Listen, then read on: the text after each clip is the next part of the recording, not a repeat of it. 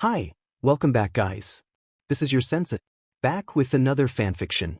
This is the movie of What If Naruto Tamed Every Beast? Now before starting, please give this video a like and subscribe to the channel if you want more videos like this. Now let's get into the fanfic. Citizens of Konoha. Tents could barely describe the atmosphere of the newly found village. Thousands of civilian and ninja alike stood in the burgeoning city square that contained the tallest and most finished building within the city. A massive tower jutted from the ground, spiraling up almost 4 dozen stories high. On the highest floor sat a platform that was currently occupied by 3 men and a single red-haired woman. The Uchiha and Senju clan have fought long enough. Needless blood has been shed while the future of the ninja world has sat inches from our fingers. The crowd murmured quietly at the booming words of the speaker. A diverse spread of people populated the area. Men and women, some with markings on their face, some with distinct hair color and clothing, and some as plain as ever, stood amongst the populace. Our children should never have to fear death by their siblings of the forest. We of the trees are one and will remain one in order to rise against any opposition, whether it be from the people of the stone or the water or the grass. The roots of the trees will be eternal. The man's boisterous words seemed to shake the crowd. The nervous murmurs evolved slowly into a few mutterings of agreement. We do not take the beardage of this new nation lightly. It is under the direct vote of you that I stand here today. Not as the leader of the Uchiha clan but as the first Hokage of the Hidden Leaf Village. The man paused as a large portion of the crowd shouted their approval at the news. It seemed clear that these people were related, if their dark hair and the crest on their clothing was anything to go by. The second half of the crowd didn't seem nearly as enthusiastic, but the grim pessimism that was present before now seemed to have faded. Uchihamura, the now revealed man, took a step forward, showcasing his rare smile and wild hair that was barely being contained underneath the red hat of the Hokage. Will lead this village to supremacy. Senju Tobirama will serve as my second and my brother-in-arms, Hashirama, and his wife, Mito, will be my advisor. Together, as allies, this nation will not stand just one step above the rest. We shall rest on top of the mountains of the world while the rest toil at its base. It was with these words that the crowd erupted into mad cheers. Whether it was the inclusion of the Senju and Uzumaki, or just the rousing words of the man, the crowd now seemed completely devoid of any of the darkness that it once contained. The group of people seemed united, more than they had ever been. And it was with this speech that a nation was born. The nation of Konoha. Madara, you cannot be serious. As serious as a heart attack, my dear friend. Once again the Uchiha and the Senju were at odds. This time, instead of taking place on a battlefield, their argument stood in the spacious office space that served as the first Hokage's office. We have an opportunity to band this world together. Just like we did with Konoha. It would be insane to pass up on this. It would be even more insane to proactively give our enemies with a leg up on us by providing them these weapons. The man known as Hashirama let out a frustrated sigh as he turned his back to the seated Uchiha. Several moments of silence permeated through the office air before the man suddenly turned back to face his comrade. This is our chance for P-. There is no peace with our enemies, Hashirama. Madara's voice cut through the angry shouting coming from the Senju. Another moment of silence passed before Madara sighed and stood. You want to know why I say no to this proposal? Madara slowly drifted from out behind his desk. The long robes of the Hokage dragged behind him as he made his way over to Hashirama. Our peace was born from blood. My brother. The man took a slight pause to look down. An aura of dread seemed to float over his shoulders for a single second before quickly disappearing, being replaced by the intense passion that seemed to always lay in his gaze. My brother died at the hand of yours. My parents, cousins, uncles, nieces, nephews. All slaughtered by the same clan that I now help lead. Do you understand how difficult it was for me to take up this mantle? Do you know how much distrust my own people had for their leader to begin with? How strong that we had to fight for them to respect this position? This title? Madara huffed while turning to the singular window of the room. The window stood floor to ceiling and overlooked the entirety of the still-growing village. These people respect the title of the Hokage because we fought. The spies we hunted down, the attacks we repelled, and the advancements we have made as people. This village is held together by the blood and sweat that the people of nation poured into it. The tragic past of our conflict and the blood we shed to get to this point. That is what makes this village stand. That is what keeps the peace within this village. Hashirama stood staring at the back of the Uchiha while he talked. As he finished talking, the Senju turned to the only other person standing within the room. Do you agree with this, Tobirama? The now revealed man stood silent for several moments before stepping towards his brother. With all of it. But Tobirama paused for a slight moment while glancing at Madara. Arming our future enemies does not sit right with me. I refuse to give them a chance to harm us. And what if this decision is the one that brings us the most harm? Hashirama hurriedly asked. Then we'll be ready. Madara turned. The passion burning in his eyes seemed to glow bright as ever as he stared at the two Senju. With the might of our nine-tailed beast Konoha, she'll be ultimate. And, eventually, she will have no enemies. Madara Uchiha. The Uchiha stopped his writing at the sound of his own name. His brow quirked up as his eyes did a slow scan of the room. It was well past midnight and he had long since told his guard to go home.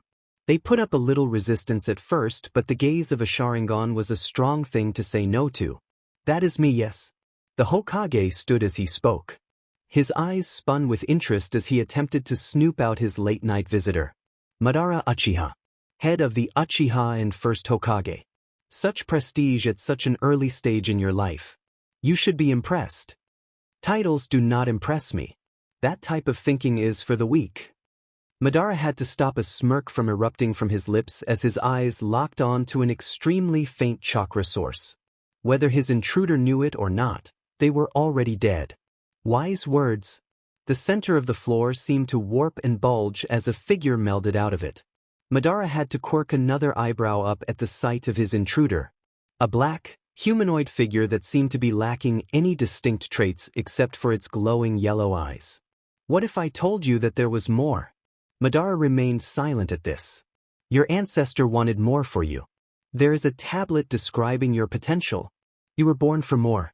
This position means no dash. The creature's words came to an abrupt halt when a kunai was buried in its forehead. The creature didn't react quite like Madara had expected. Instead of dropping dead, it simply looked up at the weapon jutting from its head. Your skepticism makes sense. I do not blame you for... The intruder's words came to a garbled end as the space around its neck began to morph. It was almost as if the air was folding in on itself. The creature attempted to sink back into the ground, but the pull of whatever was happening to it seemed too strong. Within the seconds, the creature's body was entirely sucked in on itself, leaving not a single shred of evidence of its prior existence. There is nothing more than Konoha. Madara scoffed as he sat back down in his seat. The red and black circle and bars spun wildly for several more seconds before morphing back to their original form. With the tailed beast, I'll make sure of that. For years, this village has stood as the peacekeepers of this world. The generation above you made sure of that. Their will and passion to serve this village has allowed us all to prosper. A voice boomed out. The voice belonged to a young, blonde man. His spiky hair would have made him stand out on any battlefield while his striking blue eyes stared down at his audience. Below him stood 9 children, all in a straight line. Each child seemed distinct from the other, carrying characteristics that spoke of their clan origin. The distinct slouch and bored expression, even in the face of the Hokage, made it clear the first child was from the Nara clan. The platinum blonde-haired female that stood to his right, her purple clothing and annoyance with the first child, spoke volumes of her Yamanaka ancestry. Even without her clan's eyes activated, her white, pale eyes made the third child stand out. While still a bit portly, carrying still much of his baby fat, the large body of the fourth child had to be from the Akimichi clan. The thick eyebrows and grotesque green skin suit that fifth child was wearing screamed the Lee clan. The pink hair of the sixth child could be no one else but the Haruno clan. The high collar and dark glasses the seventh child was wearing did lots to conceal his identity, but the distinct buzzing the Hokage could pick up gave away the child as an Aburame. The 8-child's dark hair and fan crest made it easy to guess his identity as an Uchiha. And finally, the 9th. The man's gaze settled onto the final child in line. It was almost like looking at a reflection. Spiky blonde hair, blue hairs, and a wide grin. Minato had to stop himself from laughing at his own child's disposition. That boy was untamable, and his behavior during this meeting was no surprise. You 9 will be the next generation. With the tailed beast in your hands, Konoha shall stand tall. You, the new generation of peacekeepers, will ensure that.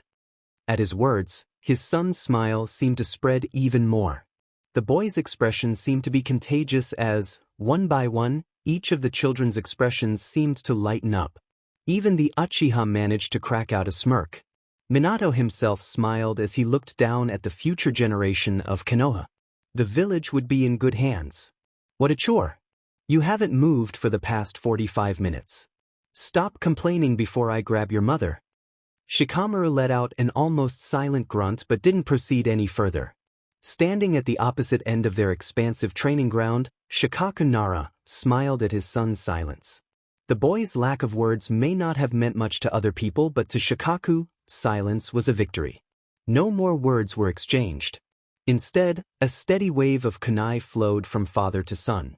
The glistening daggers would careen through the air at an almost imperceptible speed at the still child. Any bystander, ninja or not, would have screamed at both participants. For the father to either stop his assault or for his son to move out of the way. If that same bystander could allow themselves to continue watching, they would have seen an even more fascinating scene.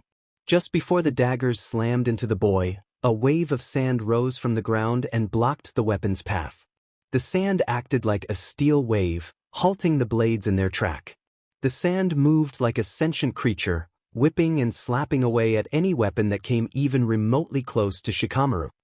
How much longer do I have to do this? Until you get hit by one of these? This sucks. Our clan has always been known for our unique connection to our bijou. Our naturally introspective nature has allowed us to communicate and strike bargains with the beast a lot more naturally than the other 8. Today, you'll begin your own process of doing the same. Can't this wait? Our team assignments are soon, and I wanted to get new clothes and equipment. No, Ino. This is important. The mastery of the beast chakra will serve you well during your time in the field. But Daddy, I need new stuff. The bijou isn't going anywhere. Please. Fine. You can go. The man hadn't been more than halfway through his statement before his daughter bolted from out the room. He listened to her distancing footsteps disappear from out his clan's complex before letting a sigh slip from his lips. I'm a weak man. 4 Hyuga stood in one of the more hidden rooms in the clan's complex. The room they stood in was dimly lit, a single candle barely lighting the small room. The faces of the 4 occupants would have been strong to view if each of their eyes weren't currently activated, providing them with the necessary vision to see what was happening in the room. Your mother was my light. Along with that, she was this clan's light. The tallest male spoke. His voice sat at the usual, toneless baritone that most Hyuga men held, but if one were perceptive enough, they could sense the tiniest quiver of emotion. Her death at the extraction process is no sign of weakness. She fought from the very day she was born. She fought to change this clan. She fought for you 3. The man turned to face the 3 smaller figures. Niji, the only other male in the group, turned.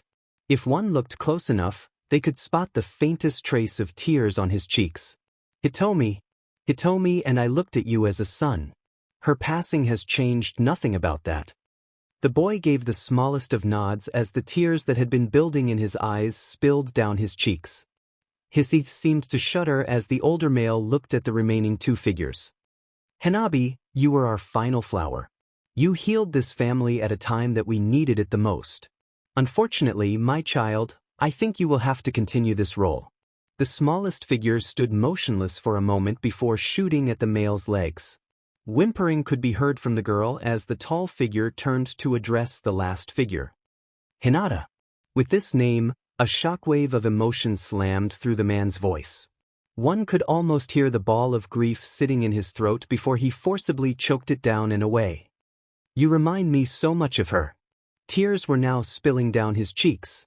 All 4 of the figures were now shedding tears. This clan tried to bury her. When she was originally chosen for the 3 tails, they wanted nothing to do with her. The insults, the persecution, she weathered it all.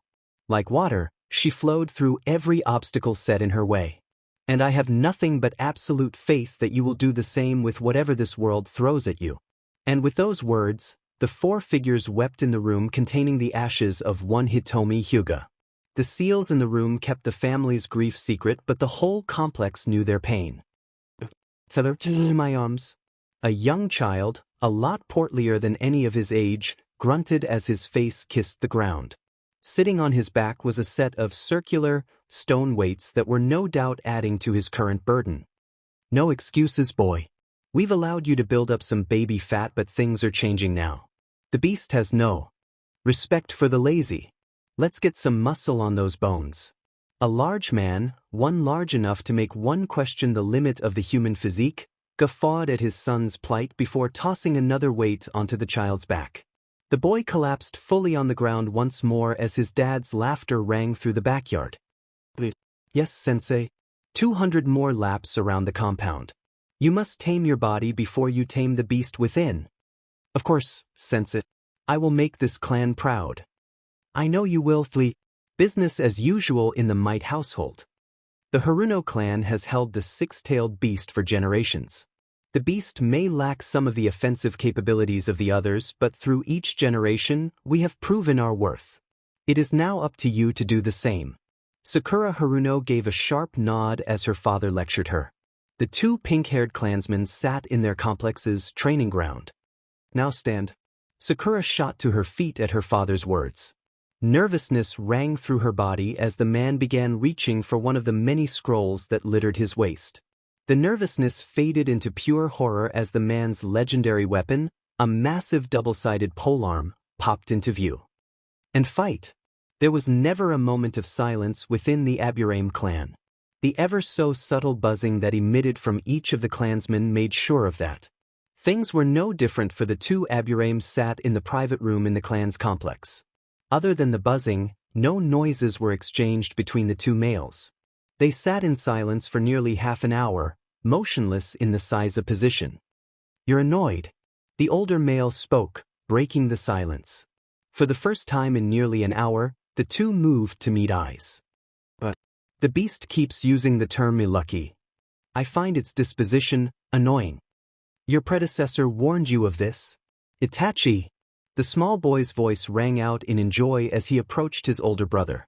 The dark-haired child almost came crashing into the legs of the older male, stopping only half a foot in front of Itachi. Are you jealous that they chose me for the bijou? I bet you are. Guess being the oldest isn't the best. The young child proclaimed his statement with childish pride. His ego was on full display to the older boy. Itachi looked down at his younger brother with a soft smile. The teen bent down to the boy's level and jabbed 2 fingers in the direct center of his forehead, sending him reeling backwards. Foolish little brother. Sasuke's frown fell for the briefest of moment, almost as if his body could sense what was going to happen to him before his mind could. Even if he did know, there was nothing he could do to stop it. Sasuke's body was sent limply flying across the training ground, a trail of BLD following after him.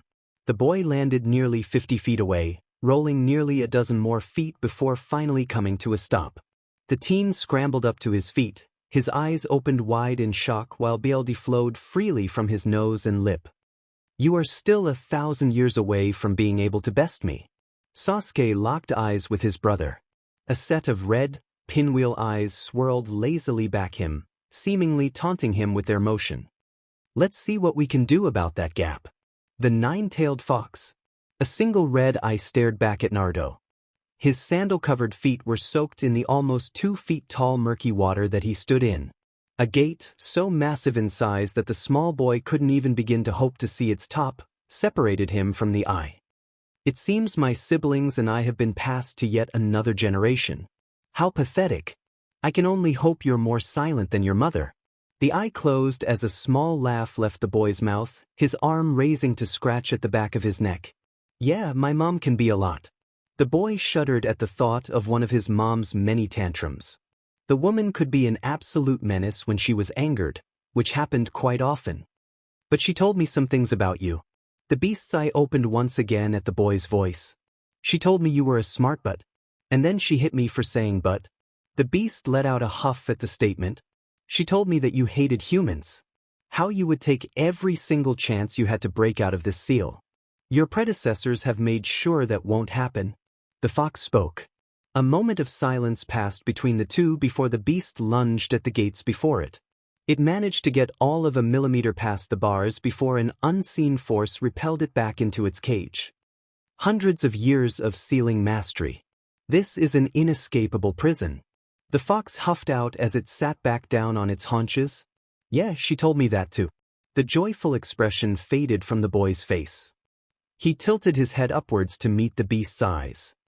She also told me that you respect power and honesty. The water outside the cage began to rise at an almost impossible rate. The liquid carried the boy with it, bringing the child eye to eye with the fox. No fingers crossed and no take-backs.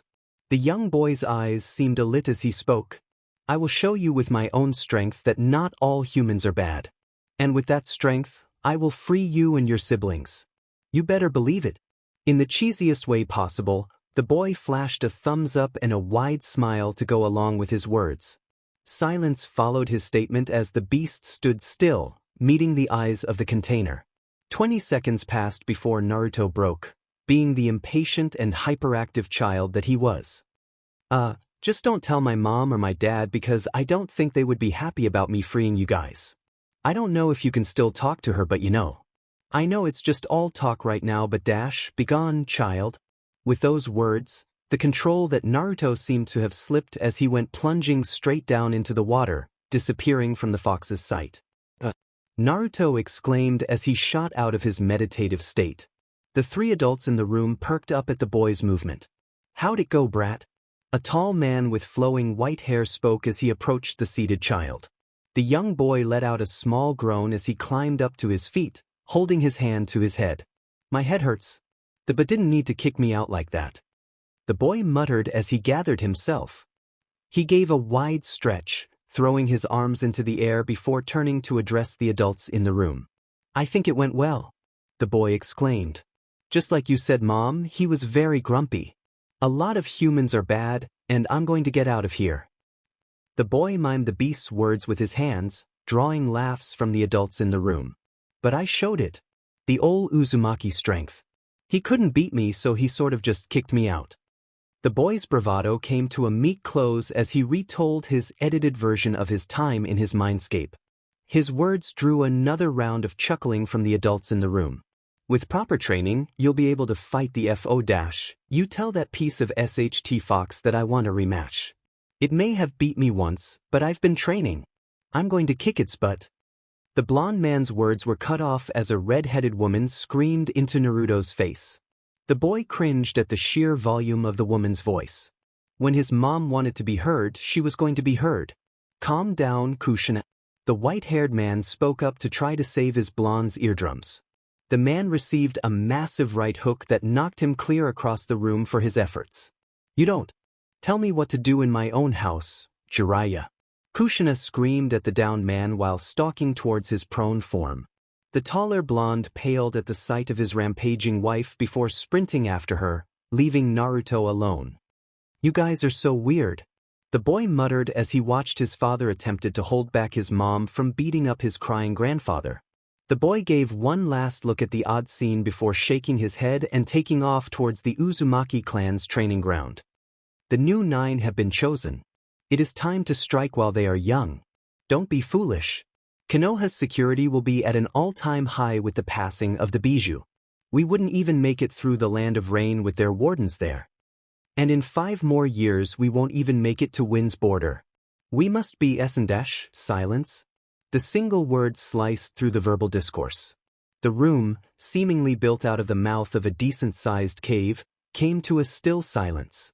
All of the occupants in the room turned their attention to the very end of the cave where one man stood. Konoha has placed wardens in each major country in the ninja world. Its eyes and ears are everywhere. Despite the man's older appearance, his words carried a heavy weight with them. His long, gray-haired poke out beneath an abundance of wrappings that covered his head. A single blade sat on his waist. I wouldn't be surprised if they had a spy within this very room. The statement sent the room into a minor frenzy. Murmurings erupted from the crowd as they glanced at each other, accusations sitting on the tips of their tongues. My bro sent me here because we want our country back. I'm no spy. A muscular dark-skinned man shouted, drawing some irritated looks from the people around him. I've given up my very body to ensure I would live to see that damned village fall. The subtle clinking of metallic joints could be heard as a purple-haired woman spoke from the crowd. My village has been rotting from the inside out for decades. I came to put an end to it. His red hair and mustache seemed to match the almost lava-like quality his words contained. Several more voices rang out as the individuals in the room gave their reasoning for attending the meeting. The older man observed it all, his eyes sweeping across the cave for several long moments before settling on a single person. What of you? The room went silent once more as the man spoke. All eyes flew to the person that the man had his eyes locked on. Several in the room were surprised by the appearance of the individual. Golden blonde hair fell into twin bangs that framed her face. Held between the woman's brown eyes, directly in the middle of her forehead, sat a single diamond-shaped symbol. A larger-than-average Shihi was moved into the air as she held her chin high, staring directly at the older man at the end of the cave. Konoha has moved against the wishes of my grandfather since its very beginning. Whispers began to echo through the crowd as a few people recognized the woman. This village trashed his wishes, his legacy, and everything that made him great. The people immediately surrounding the woman took several steps backwards as several large roots began to grow from her feet. His brother was a coward that allowed that village to become what it is. And because of that, my husband and brother are dead. Her statement ended in a shout. The tenseness in the room before couldn't have compared to the feeling permeating through the cave now. The blonde and the older man remained eye-locked as she opened her mouth to speak again. I am Hashirama Senju's granddaughter, and I plan on finally freeing my grandfather's legacy from the ugly grasp of Konoha by destroying it. Absolutely disgusting. The rough shuffling of papers echoed through the small room. Calling the space a room was honestly being generous. It was more akin to a closet with a single large desk occupying much of its space. A blonde-haired woman sat at the paper-covered desk, riffling through the hundreds upon hundreds of documents that sat upon it. You absolute idiot, the woman huffed while squinting her eyes down at a piece of paper. Even with her proximity to the document, it was strong to make out what exactly was on it. The borders of the paper had faded kanji that encapsulated dozens upon coupons of intersecting circles and lines. Crude. This is the work of a genius. Pathetic. You really were useless, uncle. The woman grunted out while balling the paper up and throwing it over her shoulder. This process would continue well into the night, ending with the floor covered in a lot more paper than the desk. What's the point of all that fat on your arms if you can't even throw a punch? Shut your mouth, Uzumaki. Minato groaned to himself at his son's words. When he had told the boy to rile up his fellow containers, he was hoping it would in a more subtle way. Calling an Akimichi fat was a surefire way to piss them off. He wanted them riled, not pissed. I'm going to cave your stupid face in. The large boy's words took on a more guttural tone towards the end of his statement as he dropped down onto all fours. The occupants of the room watched, too, with heavy disappointment, as a cloud of red chakra began to emit from the boy's back. Quickly, as if it was being pushed out by his own anger, the chakra covered the boy completely. The boy's words were nearly indistinguishable at this point. With a mighty roar that had no business coming out of the child's throat, he leapt through the air towards his blonde counterpart. The blonde rolled out of the way of the rampaging Akimichi as he descended down to earth, only nearly missing getting crushed. The weight of his impact was heavy, cratering the area he landed on. Anytime now? Naruto shouted up at the viewer platform where his mother stood. His sentence was interrupted several times by him having to duck and dodge his way around the wild Akimichi. You should have spent more time practicing your own chakra chains rather than talking to that stupid fox. The blonde wanted to curse at his mother but was too busy bending nearly 180 degrees at the hip to avoid having his head taken off by a devastating lariat. Kushina. The current Uzumaki matriarch looked over to see her husband giving him one of his looks. They held their stares for a few moments that were highlighted by the sound of their son's spastic attempts at dodging the raging Akimichi before Kushina raised her arm. I wasn't going to let him get hurt. Just wanted him to learn a little lesson. Minato rolled his eyes as 3 golden chains erupted from the arena's floor. While the speed of a hyped-up Jinchuriki was impressive, the speed of the chains were even more so. Before the Akimichi boy could take even 2 more steps further, the chains wrapped around his torso. Almost as if a valve had been loosened, the chakra around the boy and his anger began to fade away. Bit by bit, the boy's natural skin tone revealed itself to the world, albeit a bit redder, as his chakra cloak receded into his boy. Within a matter of seconds, Choji was back to normal. Choji! A man shouted as he jumped from the viewing platform. The whole arena seemed to shake when he landed. The man was massive, looking to be over 6 feet of muscle covered in only a small layer of barely visible fat. The smaller Akimichi seemed out of it at first, but the thundering steps of the larger man approaching him seemed to snap him out of any trance he was. The boy scampered up to his feet, barely managing to catch his balance just as the man stopped before him. You let your anger get a hold of you, boy. Choji cowered at the booming words of the large man. I must not have worked you strong enough to be able to get that angry. Drop. Almost by instinct, Choji dropped down into a push-up position. He didn't have to wait for long before several large weight plates were unceremoniously dropped onto his back. Start pushing, boy. And with that, the Akimichi started his push-ups in view of everyone in the arena.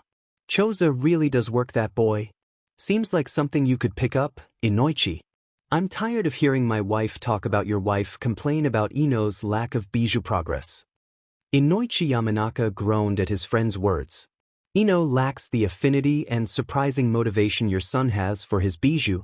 The male duo glanced down at the platform across the arena to see one Shikamaru Na laying in a hammock made completely of sand. The boy looked to be sleeping, but both observers had been around Naras enough to tell the difference between one feigning sleep and one actually sleeping. This. The single word echoed through the arena and captured the attention of everyone in the arena. All attention was directed to the upper platform where the Hokage and his wife stood. Is a prime example of why you must have control of your anger. The man continued while sweeping his eyes over the occupants of the room. A cloaked Jinchuriki is a powerful but reckless thing. The power boost you gain from losing yourself to the beast chakra is not worth the lack of awareness that comes from it. Out in the field, you will be exposed to sadness, anger, stress, and even the death of your friends and family. The space was deadly quiet, excluding Choji's grunting while he continued his push-ups. Even Shikamaru had sat up from his makeshift hammock, directing his full attention at the Hokage. And if you want to make sure that you live to ensure their bodies return home safely and they can be avenged, you'll do well to make sure you properly control your beast chakra. With that, you all are dismissed. The blonde flashed away with his wife, leaving the occupants to process his parting words. Those two forgot me again. Damn it. Nagar Mifune? The aged samurai lifted his gaze as one of his aides entered his room. The young aide bowed deeply in the presence of the legendary sword user before presenting a scroll. A message from the border. Delivered by the contact known as Seed. It carried your personal seal, so the border patrol assumed you would want to see it immediately.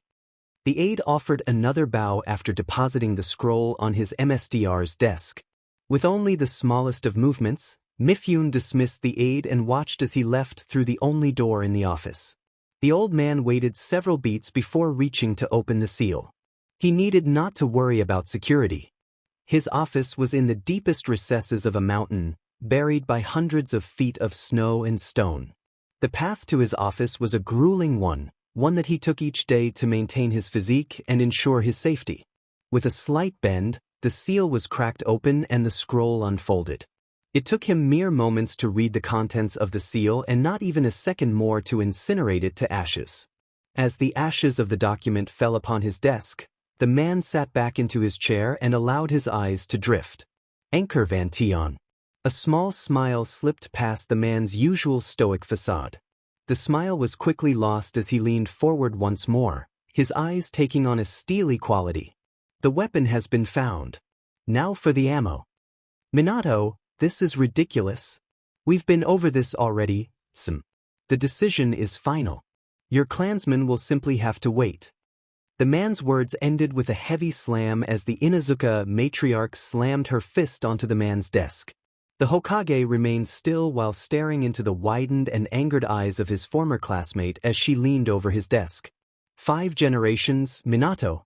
The woman grunted while returning to her full height. My clan hasn't had a bijou for 5 generations. We are the only major ninja clan in this village without a tailed beast. We look pathetic. She all but growled out. Your clan's last 3 containers lost control of their beast. The last rampage destroyed a quarter of this village and put your clan in debt. And we have learned. Sum shouted. Have you? Minato raised a singular eyebrow while glancing at Sum's hand. The woman looked down and saw that she had unknowingly allowed her nails to extend to claws. Look, Sum. The man sighed out.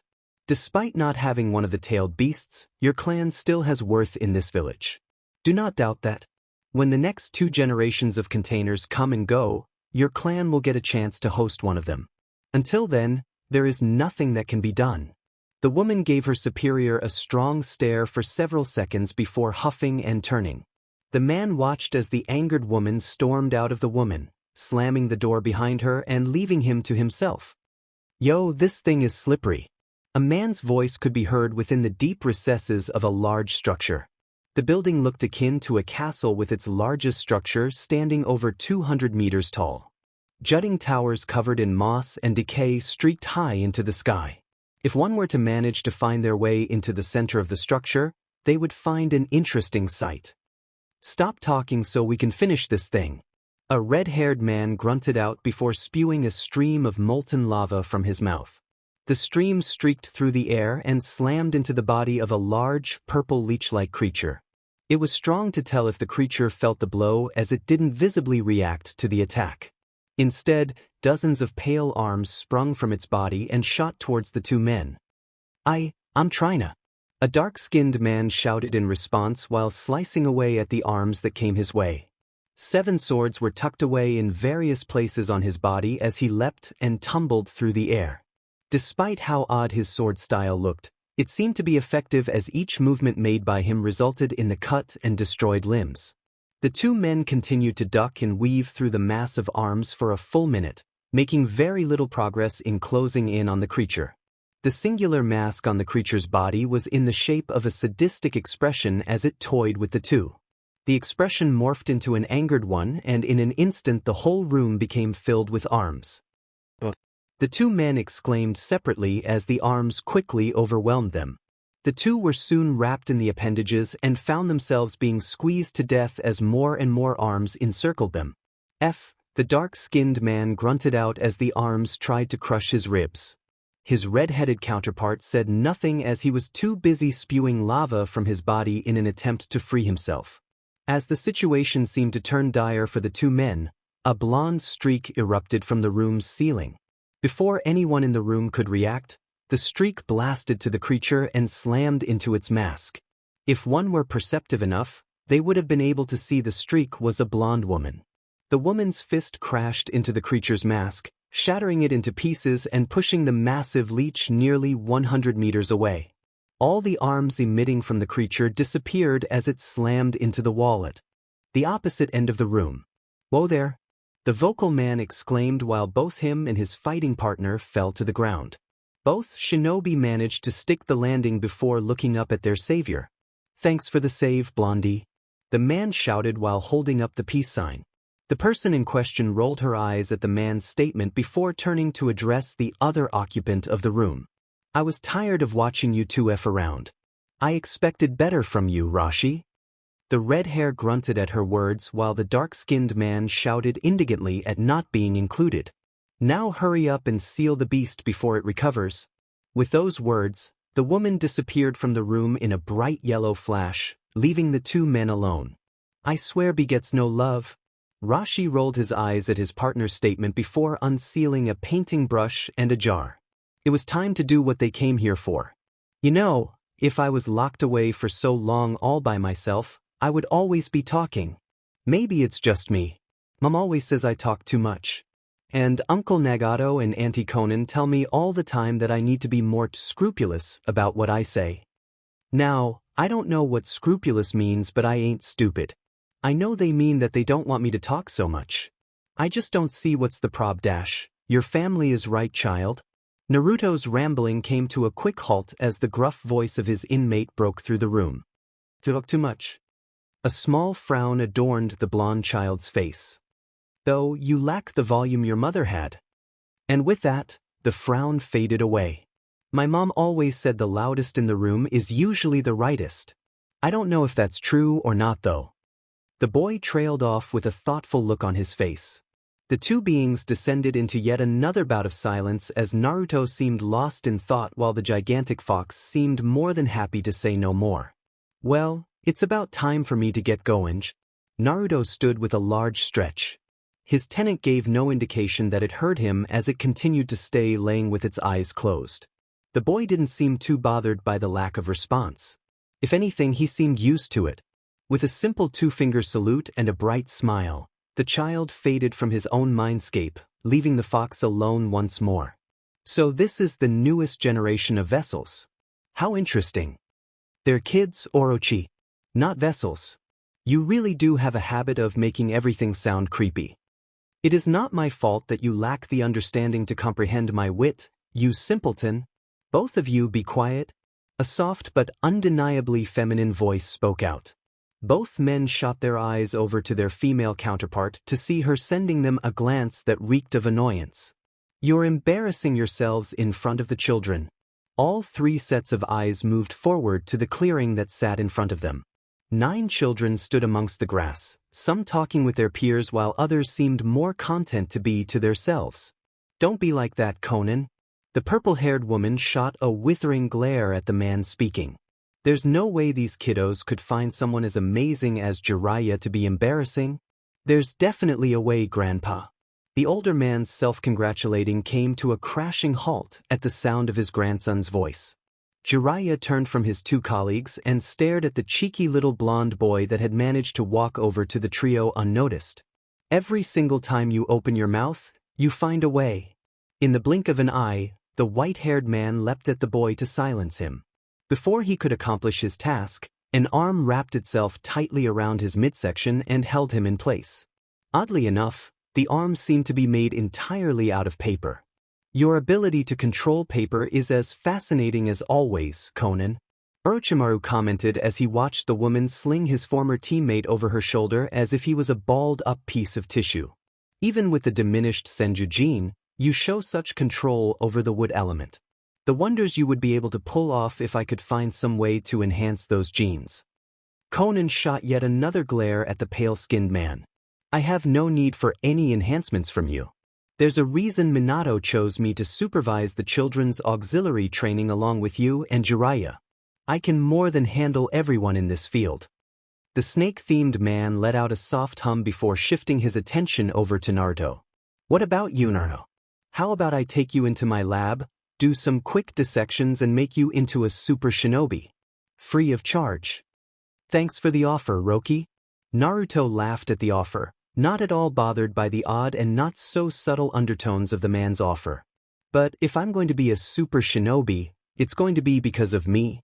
The boy pointed a mighty thumb at himself while puffing out his chants. He held the pose for a few moments for slinking back down into himself. Though, if you want to help me with my SEALs training, I would really like to SEALs. Did I hear SEALs? Jiraiya popped up between the two, almost appearing out of thin air. Why are you asking Orochimaru for SEALs help? I'm standing right here. Do you know who taught your dad everything he knows about SEALs? His mom. Orochimaru quickly answered and received a glare for his efforts. Jiraiya looked just about ready to leap at his teammate but was halted by the steady hand of the purple-haired Uzumaki. Enough. The woman's stare alone was enough to put an end to the duo's bickering. Her voice was just the cherry on top. With the two now settled, Conan directed her attention to Naruto, who had been watching the interaction with a wide smile on his face. How about you stop causing trouble and bring the other kids over here before these two try and kill each other again? The child offered his aunt a large nod before bounding back over to his classmates. The discovery of Anchor Van Tion has motivated some of our previous fence-sitters into action. Thus, you'll be seeing and interacting with a few more shinobi in our expeditions. Mifyun's steady voice echoed out through the cave. The space was occupied by much more people, nearly double, than it had been before.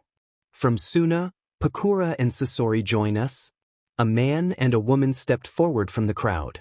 My grandmother sends her regards. Her expedition into the ruins of Suna held her up from being able to join you all today. The surprisingly young-looking red hair offered up to the group. Mifyun returned the statement with a nod, already aware of the reason behind Chiyo's absence. When Mifyun announced Kiri, 5 shinobi moved forward. All 5 varied in appearance. Some male, some female. Some having black hair and others having red. But the one common trait amongst them all was that they all carried blades of some sort. We apologize for our late arrival. A red-haired woman spoke for the group. Communication with Kiri has always been a tad difficult. I can assure you that you have the country's true shinobi support. Same with me and my Kumo brothers, the dark-skinned man known as B shouted out from the crowd. Beside him, another dark-skinned man and a tall, fair-skinned woman with blonde hair lowered their heads in embarrassment at his outburst. Thank you for the support of both of your countries. You both reflect the true value of shinobi in the modern age. Not the cowardice and crippled versions your comrades have turned themselves into. Mifyun sent a small spark throughout the crowd. It seemed like a large majority of the room felt the same about their comrades back home if their murmurs of agreement reflected anything. It is unfortunate that so many from my own village are what you speak of, Mifyun. All eyes turned to the back of the room where one Tsunade Senju stood. The tall woman leaned against the natural wall of the cave at an elevated height. It has been extremely difficult to sway anyone away from Konoha's grasp. The citizens of that village are brainwashed. Plus, who would want to stop being at the top of the world? The woman offered the group a small shrug while pushing herself off the wall. But as much as the Hokage and the people of that village want to pretend as if everything is perfect, I can assure you all it is not. I have sources within the village that have confirmed as much for me. Shizun. Ma'am. Please. I'm a Jinchuriki. I'm fine. One Shizun Kato rolled her eyes at the whiny voice of her patient. The woman currently had a rock-steady grip on the boy's wrist and a stethoscope in the other hand. I don't care what you are, no. I'm your doctor and you are my patient. I know how rough those training sessions have been and you've been skipping these appointments for 2 weeks. Now be quiet. The woman's stern voice put any whining from the boy to a quick halt. Satisfied that he was going to behave, Shizun pressed the head of her instrument to the boy's ear and started her examination. How has training been? Have you gravitated to any of your 3 teachers? I don't know what gravitated means. It means move towards or lean to? Shizun rolled her eyes at the boy's ignorance. Have you spent more time with any of the teachers than the others? Why didn't you just say that? The boy got a soft whack on his head for his question. He didn't bother hiding the cheeky grin on his face as the woman stared at him with no small amount of agitation. The perv really wants me to train mostly with him. I've been spending most of my time with Orochimaru and Aunt Conan. Roki has been teaching me a bunch about seals and Auntie Conan. Man, can she fight. She punches so strong. Naruto went to lift his arms in excitement but found Shizun's arms holding him still. That's surprising. The woman continued her examination while speaking. I would have expected you to want to learn underneath your granddad. Grandpa wants me to be like him and Dad. Auntie and Roki let me do what I want. They teach me the things that I actually want to know. I don't want to be a frog guy. The other 9 are so obsessed with learning to control their beast. I want to be the best Naruto I can. I'm pretty sure they both use toads. And I'm pretty sure you know that, Naruto. Whatever. Naruto took that as his cue to hop off the examination table. He looked up at the taller woman and gave her a pleading look. Can I go now? Uncle Nagato told me he was going to teach me something cool today. Shizun rolled her eyes at the pleading tone of the boy. Several seconds of silence passed between the two before giving him a dismissive wave. With a loud cheer, the boy all but disappeared from the room, leaving the woman alone. Give Mr. Tsunade my regards, Katsuyu. I'll summon you when I have more information to share. An almost imperceptible voice offered up a goodbye at the woman's words before disappearing into a puff of smoke. Shizun took a moment to clutch at the thin blue crystal necklace that hung around her neck before stepping out of examination with a deep breath, ready to see her other patients for the day. This village's first mistake was entrusting itself in the hands of such cowards. A purple-haired woman spoke out from within the depths of the land of winds spanning desert. Miles away from the actual village of Sunagakure stood a solitary structure that seemed almost untouched by the roaring winds and sand surrounding it. Their final mistake will be entrusting me to design the tombs for these fools. The woman pressed her finger down on one of the many symbols that covered the wall in front of her. All the symbols proceeded to light up in a brilliant golden color before dimming once more. The soul woman didn't have to wait much longer before the wall in front of her descended into the ground.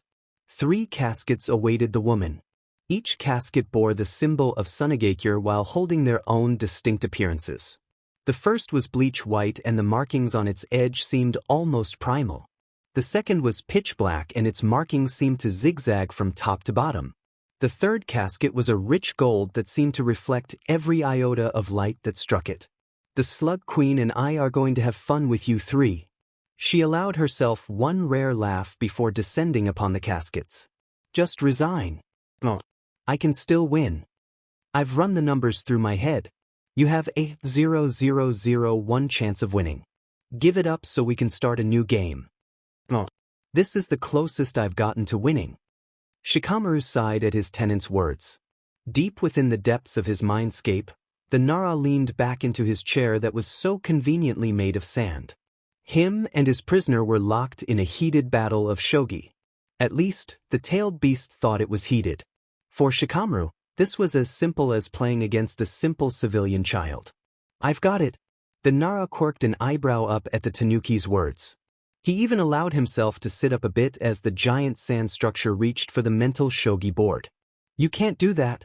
Any expectations that the boy had came to a shattering halt when the beast made a move that put itself into checkmate. The creature responded in an uproar, shouting to the heavens about how unfair the whole situation was and how Shikamaru had been cheating the whole game. You'll get the basics down eventually. Shikamaru said more to himself than anyone else as the beast continued to throw its tantrum. Inuzuka trampled through the forests of Fire Country with the grace of an elephant. She was far enough away from her home village that any need for subtlety or stealth had long since left. No one would be stopping the Inuzuka matriarch this far out from her home. Despite that, a large cloak was wrapped around her shoulders to offer her some form of elusiveness. The wild woman movement carried her through the forest for another 10 minutes before she arrived at a shack. She gave one look down at her hand where the smallest of slugs could be spotted. The creature seemed to nod at her before disappearing in a puff of smoke, leaving her to herself. With not many other options, Sum stood in the dark for a whole 5 seconds before entering the shack. The door gave very little resistance, obviously very decayed from lack of use and the passage of time. Sum cared very little for this as she all but barreled through the doorway, announcing her presence with very little words. You're the same as ever. It didn't take the woman's advanced sense of smell to know who exactly was awaiting her. The slug had been a dead giveaway and the childlike nickname that had been offered up only drove the nail deeper into the coffin. And you still look the same, Tsunade. Sum revealed the identity of her meeting partner while stepping further into the room. I expected you to look like an old hag with sagging tips and crow's feet. I have my ways. After all, I'm a medical genius. If I had it my way, I'll look this way till the day I die. The blonde flipped her hair over her shoulder in a very haughty manner. The Inuzuka rolled her eyes at the woman's action before roughly sitting herself down at the same table that the Senju was at. Genius? Sum kicked her feet high up on the table. Well, did the genius think that maybe I was going to set her up? Bring some Konoha shinobi with me and bring in one of the most famous missing nin this village has ever had. I think we both know that you wouldn't do that, Tsum. Tsunade leaned forward, exposing a small amount of her bandaged cleavage to her fellow woman. Tsum couldn't help but stare at the intricate layers of seals that covered the bandages. If you wanted to bring me in, you wouldn't bring backup. You would try to take me one-on-one. Tsunade leaned back in her chair. Plus, I'm not exactly defenseless. It wouldn't take too much effort to leave this place without a trace. Tsum threw a dismissive wave at the woman's words. You're probably right, but I didn't come here to hear you brag out of your butt. You said you could help me. Help my clan. My clan's future. Well, I'm here now. The wild woman threw her arms up in the air. Where's the help?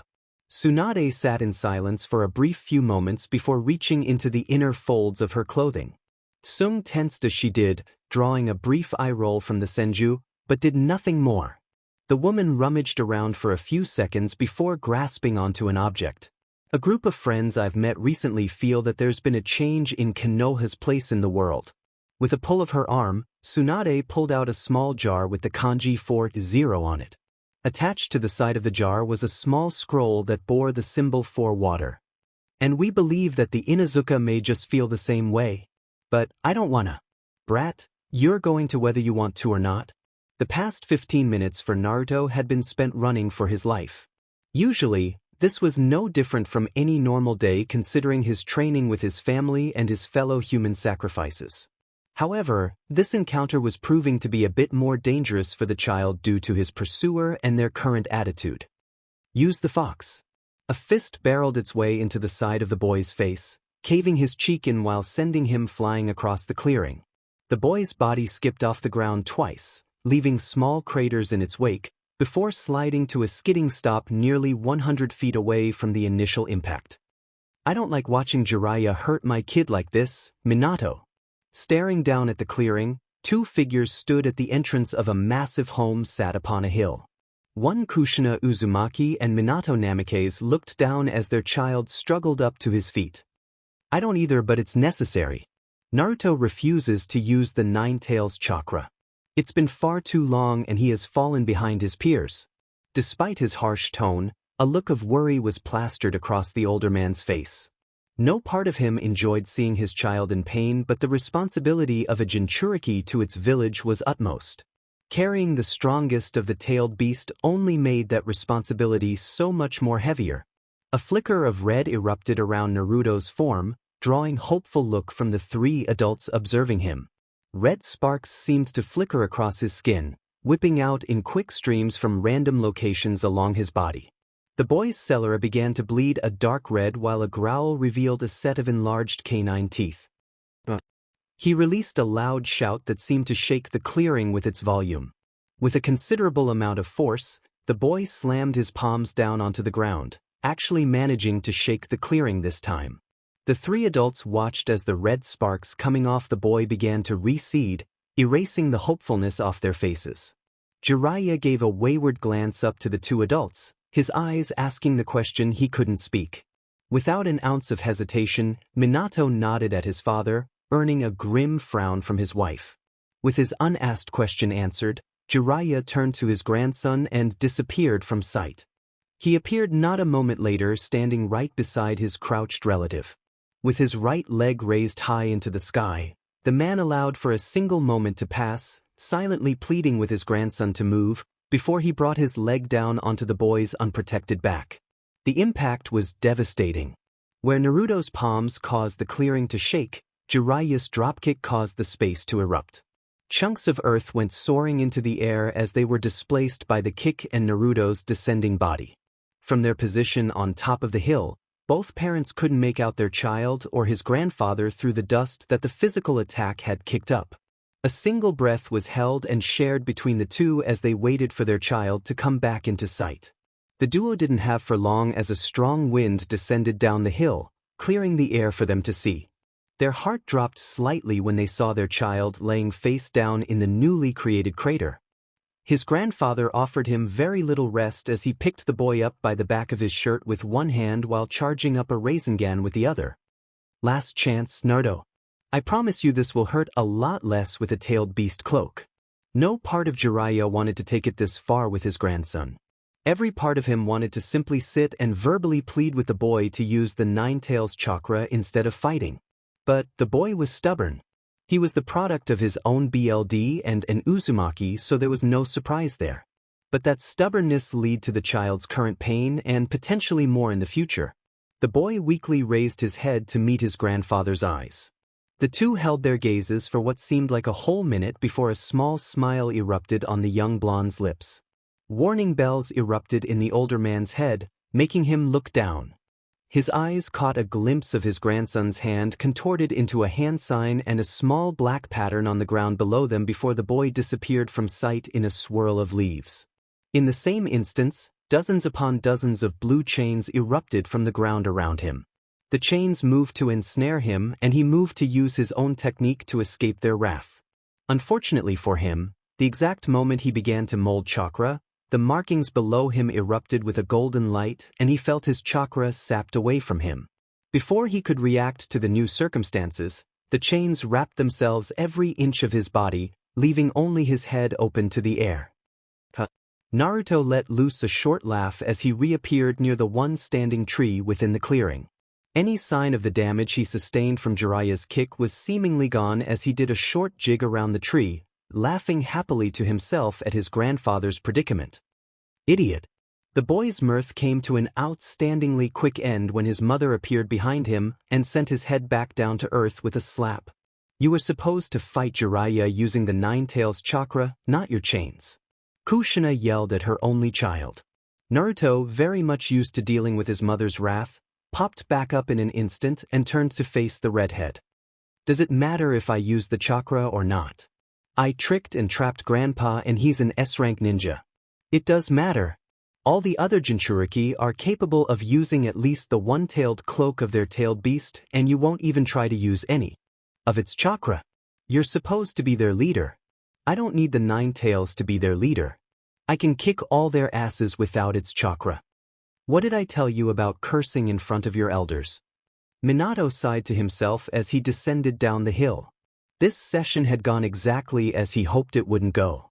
Naruto had somehow managed to weasel his way out of the point of the exercise while managing to PSS off his mother. This had been a recurring pattern for the past 3 years, and absolutely nothing had changed today. Hey, Smarpa. Minato turned at the sound of his given nickname from Jiraiya. His father, the perverted old toad currently trapped in a cocoon made of chakra chains, had gifted him that nickname at the age of 5 when he first began showcasing some of his early genius. The name stuck with him throughout the rest of his life, and considering Jiraiya was the only person in the village that would dare call him it, it was a very easy identifier. The brat gave me an idea. Minato quirked an eyebrow at his grandfather's words. We've been going in circles for years at this point. As harsh as we aren't taking it to the full level when it comes to him. As annoying as the brat is, we love him too much to truly hurt him.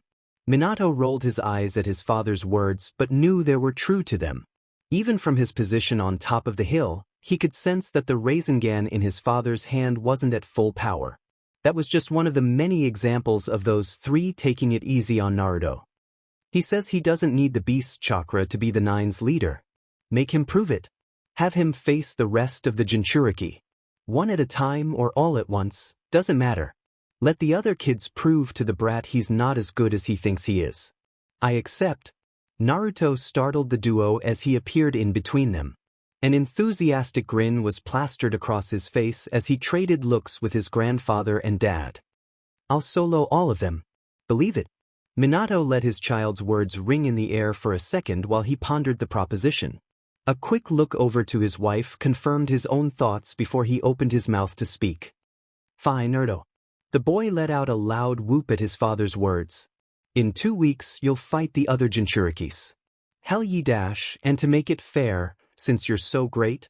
Minato's words and mischievous tone cut straight through the boy's mirth.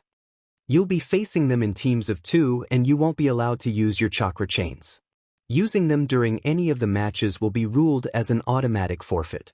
Naruto immediately wanted to protest at his dad's rules. His chakra chains were a huge reason why he was so confident in his ability to handle his teammates. Doubt began to build in his body as he locked eyes with his smirking father. So quick to back away from a challenge. The Ninetales' words cut straight through the doubts swirling in his brain. From the boy who seemed so eager to permanently free my siblings and I, your lack of conviction is disappointing. I should have expected this from you, human. A swirling swath of anger erupted in the child's psyche.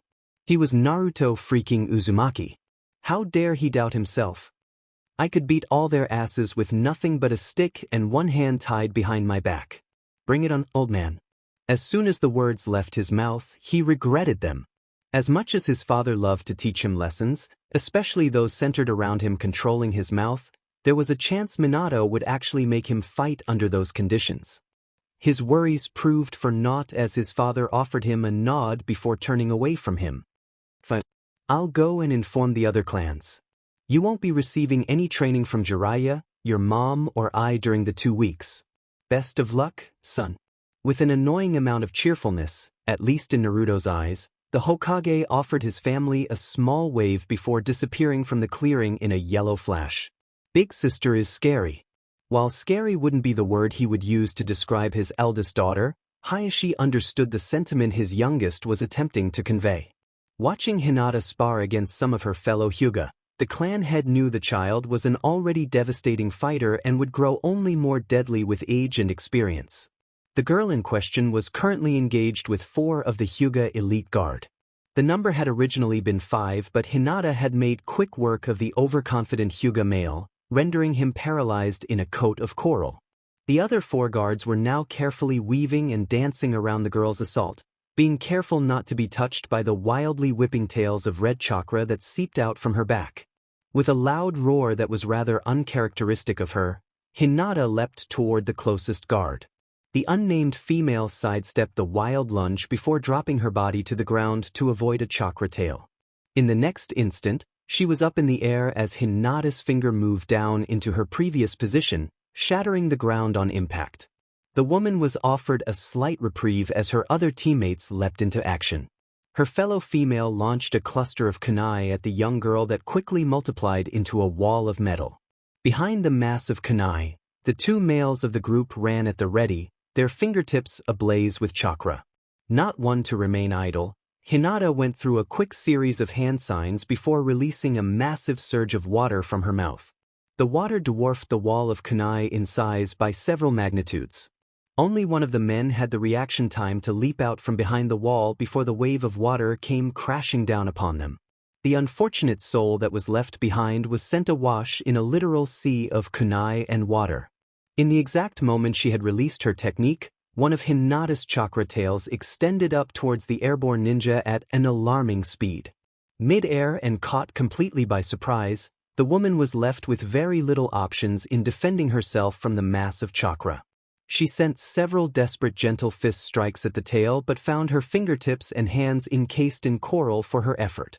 She was brought down to earth, quite literally, when the tail wrapped around her anchor and whipped her form into the ground. The last standing Hyuga had very little time to mourn his comrade's defeat before the Hyuga princess was upon him. Where she had handled his fellow guard with brute strength, now she fought with precision. Her gentle fist strikes came strong and quick. Each attempt to counter them with his own was rewarded with coral growths on his hand. It only took him 4 seconds of combat to realize that for once, hand-to-hand combat would not favor him. Rotation. The man exclaimed. The expulsion force of the techniques would hopefully afford him some distance away from the girl and allow him to think of a plan to counter. It was in the middle of his 3rd rotation that his hopes came to a burning crash when one of the girl's churka tails crashed into the shell of his technique. His own chakra stood no chance against that of a tailed beast. His rotation came undone, allowing the girl a beeline shot to him. With only 2 gentle fist strikes to his unprotected backside, the man found himself down on the ground like the rest of the guard. Yeah, Hinata. The Jinchuriki was snapped out of her slight battle haze at the sound of her little sister cheering. She looked over at the sound and saw the smaller girl rapidly clapping beside her smiling father. The sight managed to erase any of the tension the battle brought her as her chakra cloak receded back into her skin, leaving her skin red and flaky. Excellent work, daughter. You're going to stun the village with your strength in 2 weeks. Why didn't you accept being the Eight-Tails Jinchuriki, brother? Itachi looked over at his little brother. The boy had paused his eating of his tomato snack and was now staring at him with attentive eyes. Too much trouble. The older man offered up his response before biting down into his own sandwich, prepared lovingly by their mother. The two boys sat on the border of clearing that looked as if every natural disaster had torn through it. Huge gouges of earth were missing, entire sections of forests were gone, massive sections of lands looked to be saturated with water, and the scent of ozone hung heavily in the air. Trouble. What's so bad about being a Jinchuriki? The younger Uchiha was confused by his brother's answer. He was 3 years deep into being a Jinchuriki and he couldn't see a single thing wrong with the job. He received as much training as he desired, everyone in the village treated him like a hero, and he was basically a superhero. What could be so wrong about being a Jinchuriki? Silly little brother. Itachi's response did little to alleviate the boy's confusion. I pray you can hold on to your innocence in the future. Figuring he wasn't going to get a straight answer from his brother, Sasuke went back to his snack. The sound of burning forests comforted the two Uchihas as they ate. A large explosion rocked the Haruno compound to its very foundation, startling its occupants. In an instant, a woman with hair full of pink stuck their head out of the door leading to the clan's training grounds. Sakura Haruno. What did I tell you about using your bubbles near the compound?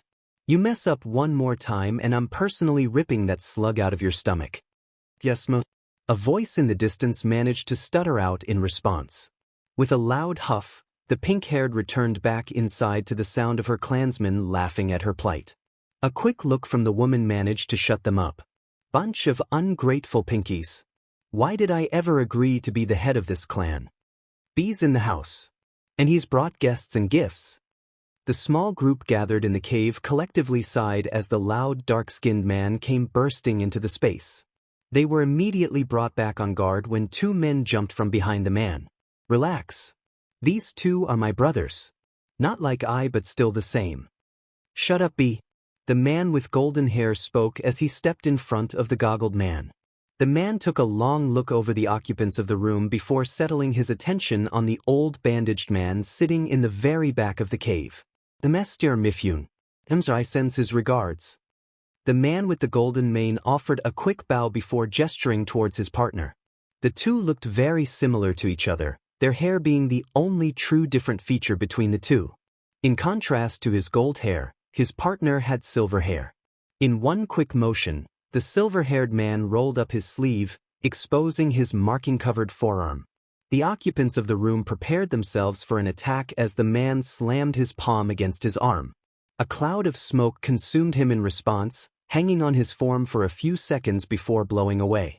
In front of the man now stood 5 objects. A large palm fan, a large brown gourd, an even larger amber pot, a thick length of golden rope and a massive flat iron sword sat in front of the two men. Those in the room that knew of the objects' nature gasped at the sight of them while the others remained confused. The treasured tools of the sage. Mifune spoke, enlightening the uninformed in the room. Kumo has truly cemented their loyalty to our cause with these tools. I must send my thanks. We draw closer to our assault on Kiri. With all that we've gathered in the past years, our conquest of the Land of Water is all but guaranteed. In a month's time, Kiri will be liberated. A roar of agreeance erupted throughout the cave. Mifune couldn't help but smile at the sound. Soon, the world would be liberated from Konoha. Roki. I need help. Naruto Uzumaki was among the few people to exist in the ninja world that had unrestricted access to Orochimaru's private compound. The man was beyond private and hadn't even allowed his teammates to come and go as they pleased. Fortunately for the blonde, he had wriggled his way into the snake's heart and was allowed to run headfirst into the large space without any impedance. If he had been anyone else, an unpleasant series of traps would have been sprung that would have most likely left him paralyzed and wishing for death. Where are you, Rodash?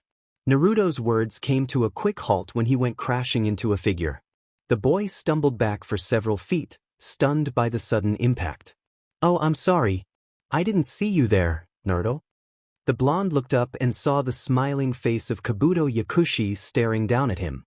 In his hands was an empty metal tray. My bad, Kabuto. I always forget you live here. You're so sneaky. While some would have been insulted by the boy's words, Kabuto laughed at him. As one of the few people personally trained by Orochimaru, he took pride in his ability to erase his presence in any situation. It's all good. I figured from your yelling that you're looking for Mr. Orochimaru. Naruto nodded rapidly at the young man's words. Well, Tar is in his personal study and I'm sure he would be fine with seeing you now. Naruto's face erupted into a grin and he turned to run straight to the man's office. He was stopped, however, by the patient hand of Kabuto. Before you go, Anko has just returned from a long-term mission and is resting in her wing of the estate. It would be best if you don't disturb her. At those words, the color in the boy's face drained. An annoyed Anko was a bad enough disaster in public. Annoying Anko while she was in her home. You might as well insult death to its face. Thanks, Kabuto. The boy's volume was considerably less as he thanked the man. With a quick salute he scampered down to the hallway, his footsteps much lighter than before. Roki. Naruto whispered/yell as he knocked on the man's office door. Not waiting for a response, as was his nature, he hurriedly opened the door and stepped past its threshold. Roki, Naruto's words came to a screeching halt within his throat at the sight that awaited him inside the office. Instead of the pale-skinned man he had expected to see, someone completely different was sitting at the room's sole desk. This person was a woman with fair skin, dark eyes and blue hair that sat in a spiky ponytail. A slight bit of red lipstick sat on her lips while a long-sleeve green dress sat on her upper body. And, Guren, oh, hello Nerdash, who are you and why are you in Orochimaru's office? A multitude of chains erupted from Naruto's desk as he pointed an accusatory finger at the woman. His response earned him a laugh which only served to anger the boy. With a mental command, he sent the chains rocketing towards the woman, intent on capturing her and getting some answers. With a simple snap of her fingers, the entirety of the room erupted in a bright array of seals. Before Naruto could even process what was happening, he felt all the chakra leave his chains and found himself lying on the ground. Face first. While I appreciate you defending my office, I would appreciate you not tearing up any of my notes. The woman spoke as she made her way over to Naruto. The boy managed to lift his head and stared into her mirth-filled eyes. I don't understand. Another chuckle left the woman's lip at his words. With a practiced motion, she raised her thumb to her mouth and bit into it, drawing BLD. A single hand sign later, she slammed the bleeding digit into the ground, summoning up a small cloud of smoke that quickly dispersed to reveal a tiny black-scaled snake. I am Orochimaru. At her words, the pressure that was holding Naruto down disappeared, allowing Naruto to scramble up to his feet. The boy seemed stunned into silence as he looked the woman up and down. I know you're a healthy young man, but I would appreciate you not staring at me like that, Naruto. It's not like that, Roki. The blonde shouted with a blush sitting on his cheeks. The boy proceeded to take a few deep breaths before meeting eyes with the woman again. I'm just confused. How did you SW such bodies? Why did you SW such bodies? Whose body is this? The boy's confusion hung heavy in his words as he spoke. Even after the woman's initial teasing, he couldn't stop himself from looking her up and down. Well, to answer your question in reverse. The woman stomped her foot and a chair erupted into view underneath Naruto. With a light push, the blonde found his but firmly planted into the soft chair as the woman made her way back to her desk chair. I am a biological genius of no competition. That statement made Naruto roll his eyes. Yeah, this was definitely Orochimaru. It was of no challenge to me to create a body from scratch. It was actually more fun than trying to choose from the current living population. From scratch, I was able to design this body to my exact liking. The woman offered up a large smile that seemed to stretch her face to inhumane proportions. The look sent a chill down Naruto's spine. Yup, this definitely was Orochimaru. As for why, simply because I could. The scientist does not ask why but simply how. Yup, once again, definitely Orochimaru. And finally, how. I have always been intrigued by the Yamanaka and their ability to transfer and override the consciousness of a different person. I simply called in a few favors from their clan head, expanding on the knowledge that they gave me with their own expertise and viola. Orochimaru gestured to her own body to punctuate her statement. Naruto stared at her for several silent seconds before letting out a sigh. "You're weird, Roki." The woman laughed away the boy's words before bringing her head to rest on her folded hands. "I know I am not. Now tell me why you were running around screaming my name." At those words, the blonde's mouth erupted into action. He explained the entirety of his spart with Jiraiya and his future fight with the rest of the Jinchuriki. "And to think that I thought your father was soft in the past. To set up his son against 8 trained Jinchuriki with no chakra chains. That man may be more sadistic than my own past self." Naruto huffed at her words. "Exactly. What type of dad does that to his kid? It does sound like you were sort of asking for it." "That's not the point." Orochimaru let loose another chuckle at the boy's words. The blonde never failed to entertain her.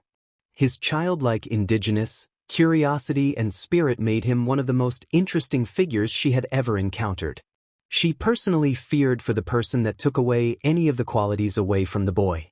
The horrible things she would do to that person. Anyways, wiping her mind away from the imagined tortures, the woman addressed the boy. "You come to me now. For training, I'm assuming." The boy nodded at her words. "Are you sure you don't want me to modify your DNA to give you Mokuton? With your Uzumaki DNA and Jinchuriki physiology, the survival rate of 2% would increase by 100-fold. Roki, I'm being serious." The boy whined at her words. Orochimaru waved at his tone before beginning to ponder his request. She would of course train the boy, but first she had to figure out what to actually train him in. While she knew a multitude of techniques that would prove useful in combating Jinchuriki, she needed something that she could teach the boy in the span of 2 weeks. While the child was a sponge when it came to the art of combat, she needed to be reasonable when it came to her expectation of him. If only this child would allow for just one experiment on himself. "I could teach him this body's crystal release in a day's time." Orochimaru internally huffed at the thought. The day that the boy let her modify his body would be the day he would become the strongest ninja in existence. With that thought, an idea struck her. Her eyes quickly raked over Naruto's form as the idea rattled around in her head. Would he be able to handle it? She would be there to supervise the training, but if he didn't manage to MSTR the technique in 2 weeks, the training would be for nothing. If it... She dismissed her worries with the singular thought as she directed her full attention back onto Naruto. This time, a more natural smile sprung on herself as she looked the boy in the eyes. "How would you like to become a sage, Naruto?" Jiraiya and Minato were going to kill her. Well, she had backup bodies for a reason. Where did I go wrong with that brat? Of all the people. Of all the people. "Calm down, Jiraiya. I can't, Minato. My own grandson betrayed me. My own flesh and BLD. How could he? We did say that he wasn't going to receive training from any of us." "Yeah, but Orochimaru, they're close." Kushina cut through the two men's conversation. "Whether you like it or not, they're close.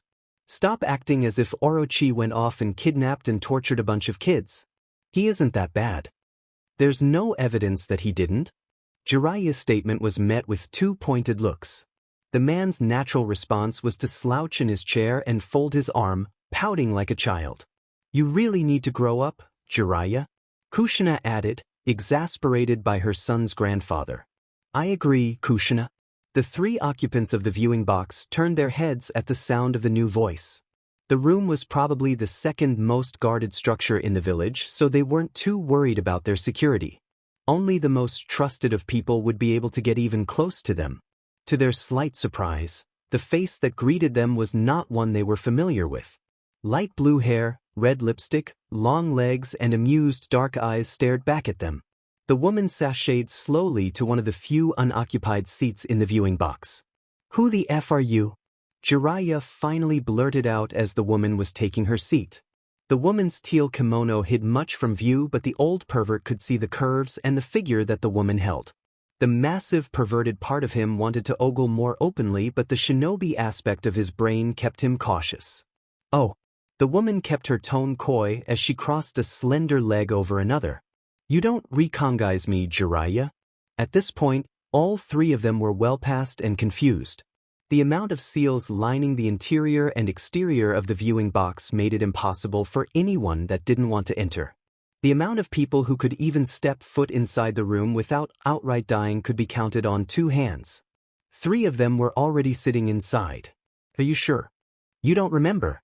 The woman gave a long look to Jiraiya before offering the man a wink and a quick flash of her tongue. At the sight of the woman's forked tongue, understanding flooded through all 3 of them while Jiraiya had a little bit of disgust mixed in. Orochimaru? Kushina asked. The mystery woman nodded at the Uzumaki's words. I know you've always been a proponent of body modifications, but this is astounding. Minato couldn't help but be mystified as his eyes swept over Orochimaru's new form. The scientific part of his brain was running wild at the implications of her actions. Not body modification. Complete body transfer. I created this form myself and transferred my consciousness into it. Outfitted it with a few quirks of my liking. The woman held her hand up and the trio watched as a small, purple crystalline structure erupted into view. The small rock then exploded into a multitude of even smaller butterflies that circled around the room for a few moments before dissipating into nothing. All the while, Minato stared on in wonder, his mind racing with the possibilities. I could make you a body too, Minato. The procedure to transfer consciousness was surprisingly no. Kushina spoke while shaking her head. No body modifications in this family. I'm not judging you for what you did, but not one of us will be switching bodies anytime soon. Orochimaru laughed and waved off the woman's words. No offense would ever be taken. She knew that her methodology and actions were not always understood by everyone.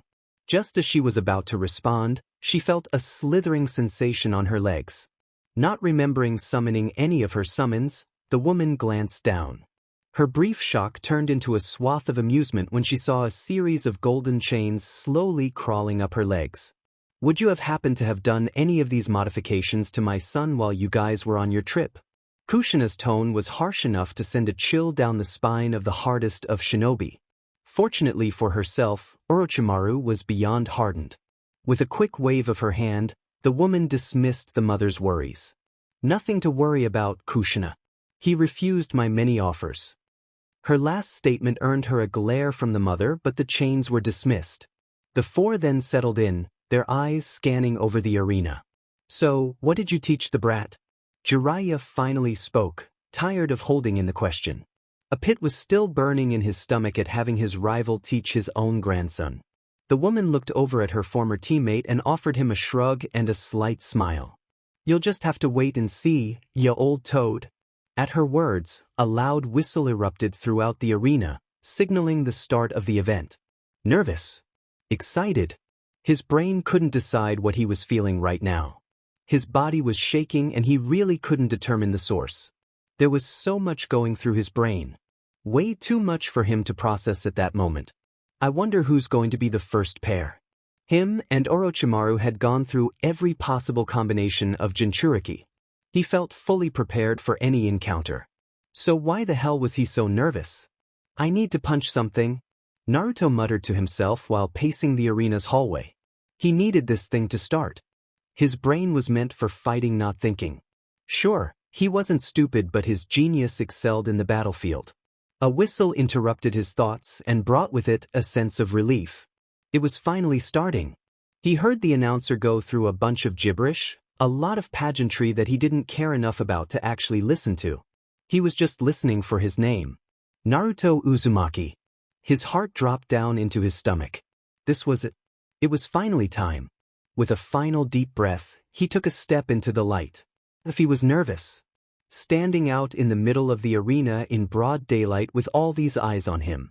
He didn't like to be looked at so intensely. He just wanted this stupid thing to start. Our own Hokage's son will be facing his fellow Jinchuriki in pairs. Yeah, don't remind him. That guy's voice was booming. It was starting to give him a headache. His first opponents will be Rock from the Lee clan and Choji from the Akimichi clan, Demon. Orochimaru was right. His dad was going to try and wear him down immediately. 2 of the heaviest hitters in the group at once. If they didn't outright beat him, he was sure his old man was hoping he would be too injured to continue with the rest of the fights. He wasn't that easy, Dad. The two came strutting out into the light and immediately their physiques took front stage. The Lee clan were known for their physical acumen, so Lee's build was of no surprise. The boy looked nearly ready to burst out of his green jumpsuit. Choji, on the other hand, was a shock to some of the arena occupants. The Akimichi were known for being heavy-set. While Choji certainly was heavy, fat was in no way to describe the boy. Standing a little under 5 feet, the Akimichi air was rippling with muscle. No shirt seemed capable of containing him since the air was currently shirtless, only having a pair of loose pants. Choji is ripped? Naruto couldn't help but think. He was actually horrified to think of what he would look like in about 4 or 5 years. If this was a 12-year-old Choji, oh boy. The world was F. Are both sides ready? Yes, I am, announcer. I'm more than ready. He was more than ready. He needed to prove to everyone how ready he was. Should he shout? Should he shoot off some cool technique? Maybe a summon. I'm ready. Oh, that was lame. Well, he would make up for it with his fighting. Good. On my count. The announcer took a breath. 3, 2, 1. Begin. The duo started fast. They both wasted no time in summoning their tailed beast chakra. Their forms erupted in a blazing red before they took off after him. Lee was the quicker one. If he was quick without the cloak, he was downright speedy with it on. The clan heir crossed the distance between himself and Naruto in an instant. The boy attempted a heavy side swipe at his head that was easily ducked. The subsequent tail slam was not so easy to dodge. Naruto found himself backflipping just out of the way as Lee's chakra tail buried itself into the ground where he stood. The blonde thought he was out the clear for the moment, but the sun suddenly darkening told him otherwise. He looked up and saw the cannonball-like form of Choji diving towards him. In the split second that he had, his eyes widened to their max before the boy came crashing down onto him. That's going to hurt, Jiraiya commented, unknowingly sharing the opinion of the two parents. Orochimaru held no such opinion as she had already spotted her temporary apprentice. Earth release, stone thorns. Lee and Choji's attention were drawn to their thought-to-be-defeated opponent on the other side of the arena. The Uzumaki had just finished the hand signs for the technique before slamming his palms onto the ground. The next instant, a series of stone spikes erupted out of the ground headed towards the duo. The speed and chaotic pattern of the spikes made it extremely difficult for the two Jinchuriki to predict where they were going to appear. The two shared a nod before jumping into the air, figuring it would be more safe in the air for the moment. They would be soon proven wrong. Within a second of them taking flight, 2 masses of air struck them each, ripping them from the air and pinning them against the nearest arena wall. On the other side of the area, 2 of Naruto's clones offered up a quick salute to their original before disappearing in a puff of smoke. That's not going to be enough to take us down. Choji erupted from the wall in a ball of muscle-bound rage. The boy's leap managed to cross nearly 3/4 of the distance separating him from Naruto. His long strides covered the rest. Gotta get away. Gotta get away. Gotta get away. The blonde desperately backpedaled away from the stampeding Jinchuriki. Hand-to-hand combat was not ideal. He, unfortunately, would not have much of a chance. Before he was even at arm's length, Choji sent one of his tails screeching towards Naruto's head. The boy weaved out of its wave, only to have to contort his midsection to dodge a follow-up punch. Unfortunately, his body could only contort so much, so he was victim to the second punch that planted itself firmly in his midsection. The physical strength of a rampaging Jinchuriki was not to be trifled with. The physical strength of an Akimichi Jinchuriki was even worse. Naruto felt his consciousness leave his body for a split second as his body was sent spiraling through the air.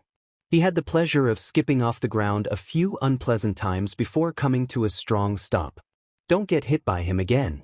Never again. The blonde mumbled to himself as he struggled to himself. His reprieve was slight, however, as he felt the ground rumbling beneath him. Even in his dazed state, he managed to dive to his right just as the ground beneath him erupted in a geyser of steam. I almost had you, Naruto.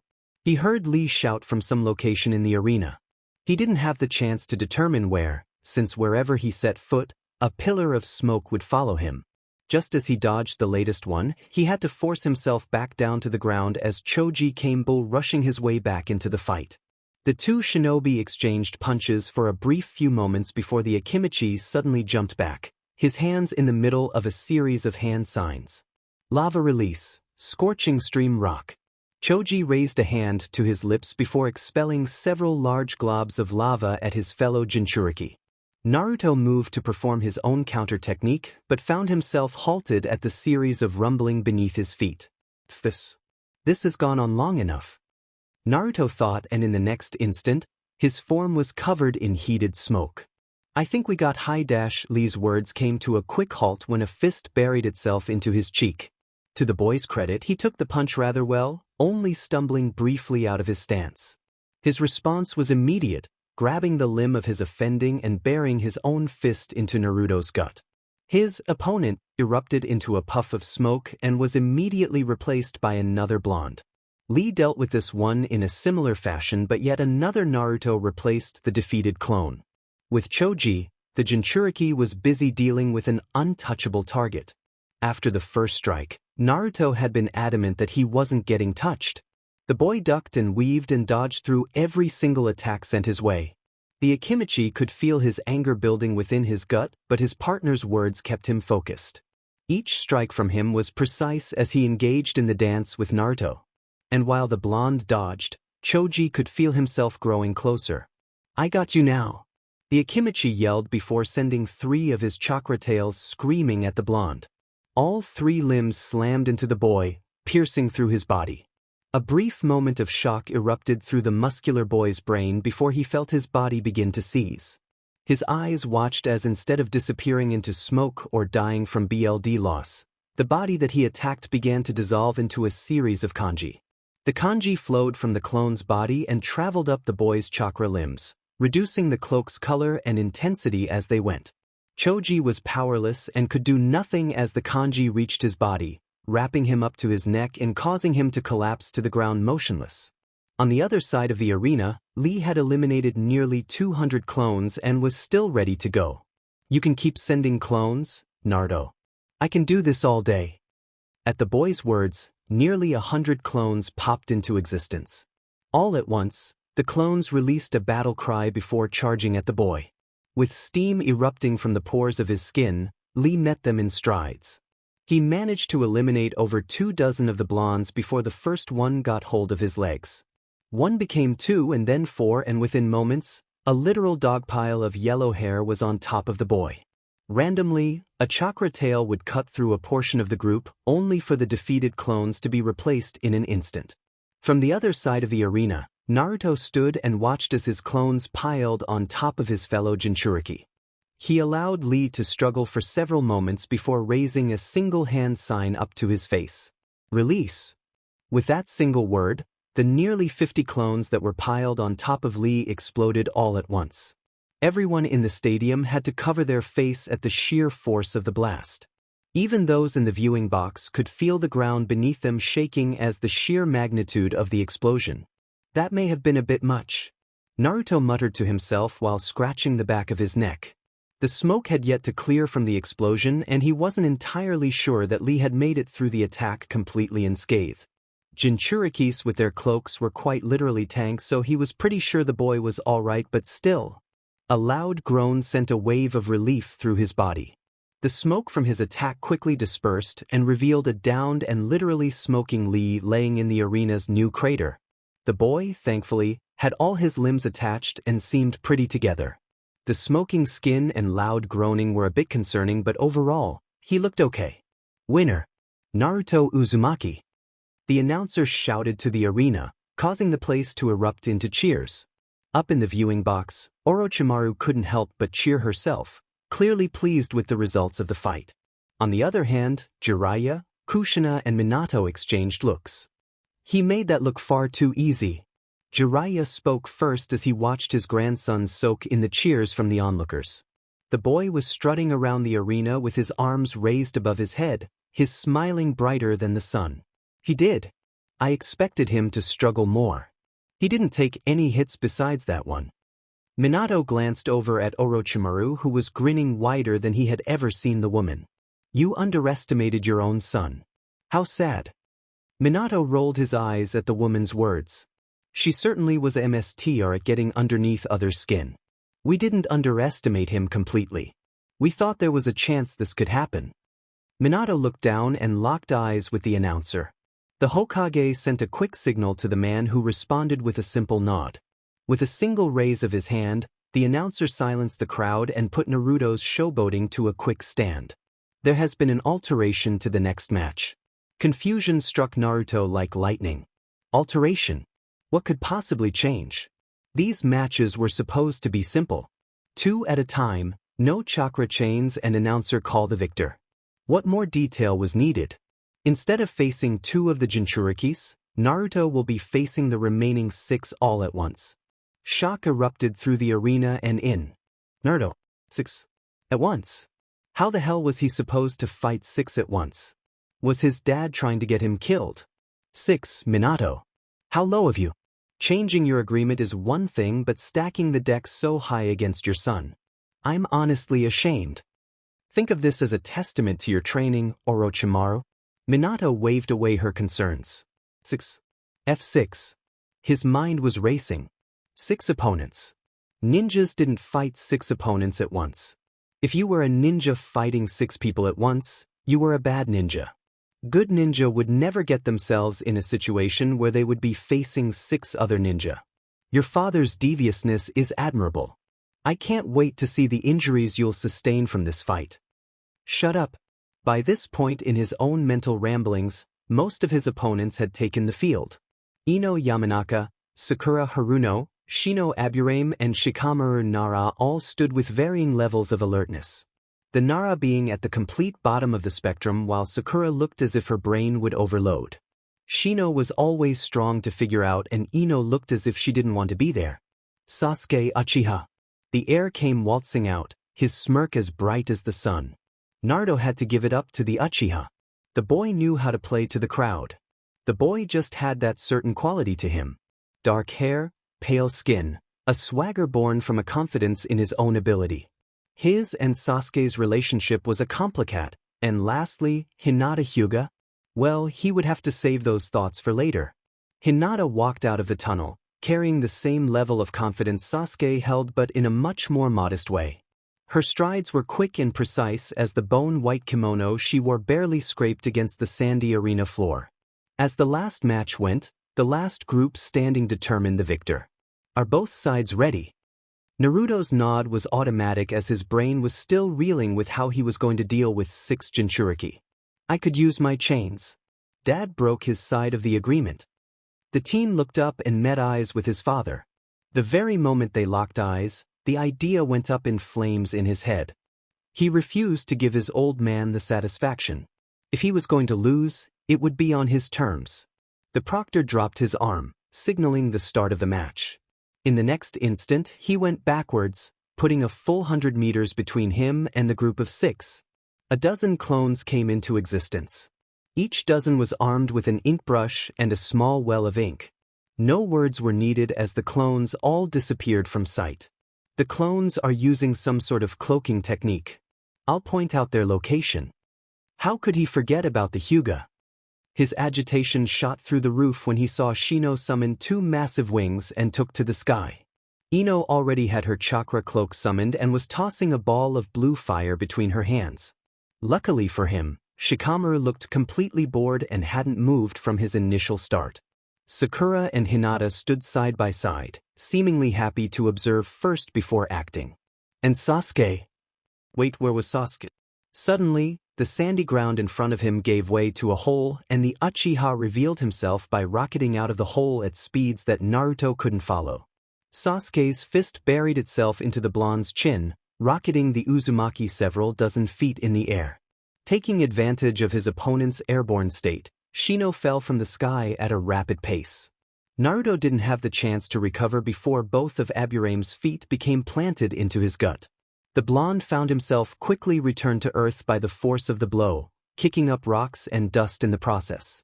As soon as Naruto's back met ground, even in his dazed state, he could feel tendrils of sand begin to cling and grab onto him. He began to struggle against his sandy entrapment only to stop his effort when he saw several boulder-sized ball of blue flames start to rain down from the sky onto him. Orochimaru rolled her eyes as she watched Minato, Jiraiya and Kushina wince once more. Honestly, she found it quite personally insulting that the trio thought that any product of her tutelage would be injured by such a brutish and straightforward attack. How little did the trio think of her?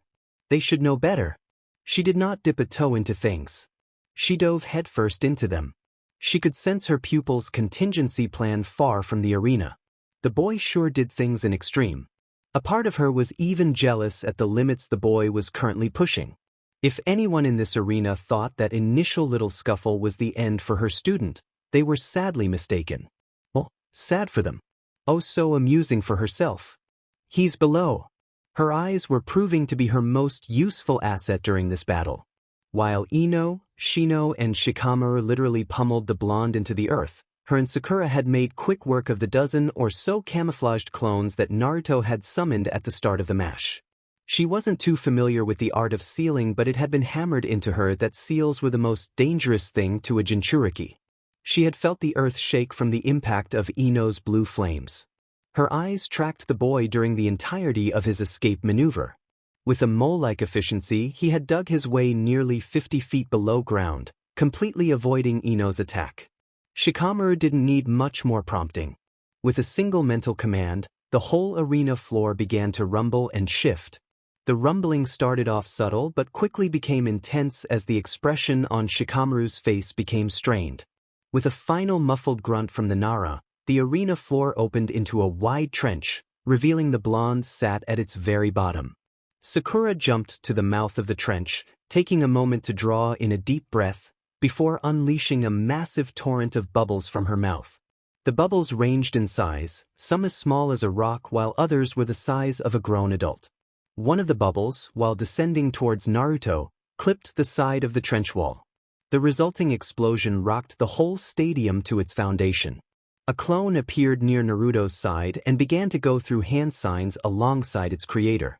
Great breakthrough, the clone announced before releasing a massive stream of wind up towards the bubbles. The wind halted their descent and actually sent some of the smaller ones back upward. Drilling air bullet. Naruto pounded on his stomach, releasing a bullet of air up at the wall of bubbles. The bullet struck the wall of bubbles and chaos ensued. Holy Ino screamed as she blew off her feet.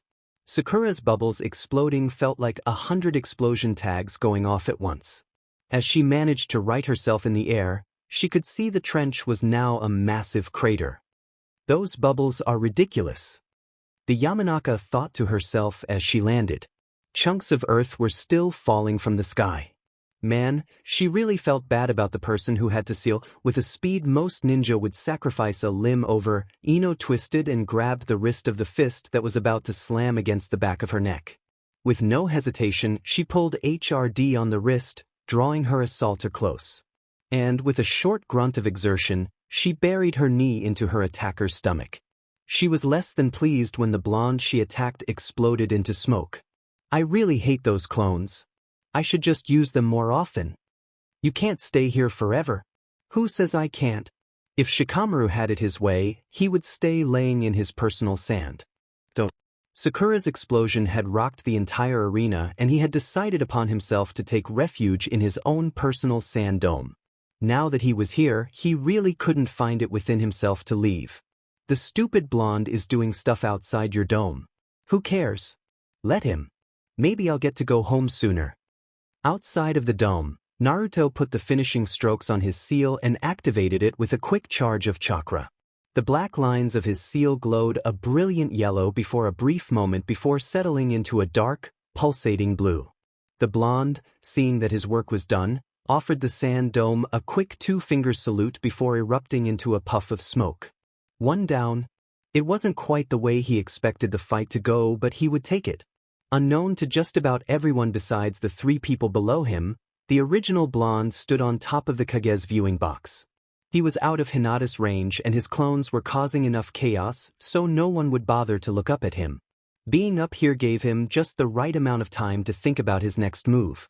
You could destroy the rest of them with my chakra, boy. It would be so simple. They are untrained and uncoordinated.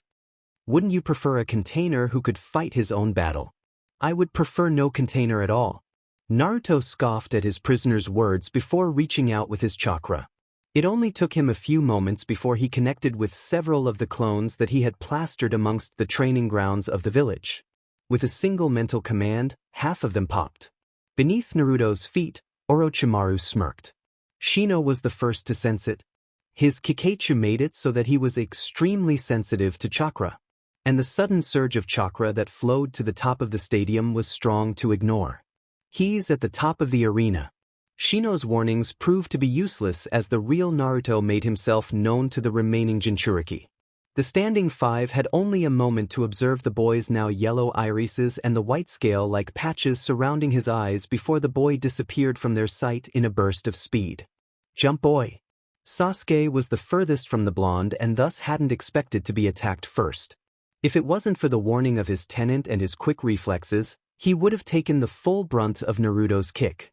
Unfortunately for him, some unseen force struck at him still, sending him rocketing across the arena. Sasuke dodged his attack. Hinata trailed off. Yet she could see some form of chakra had hit the Uchiha.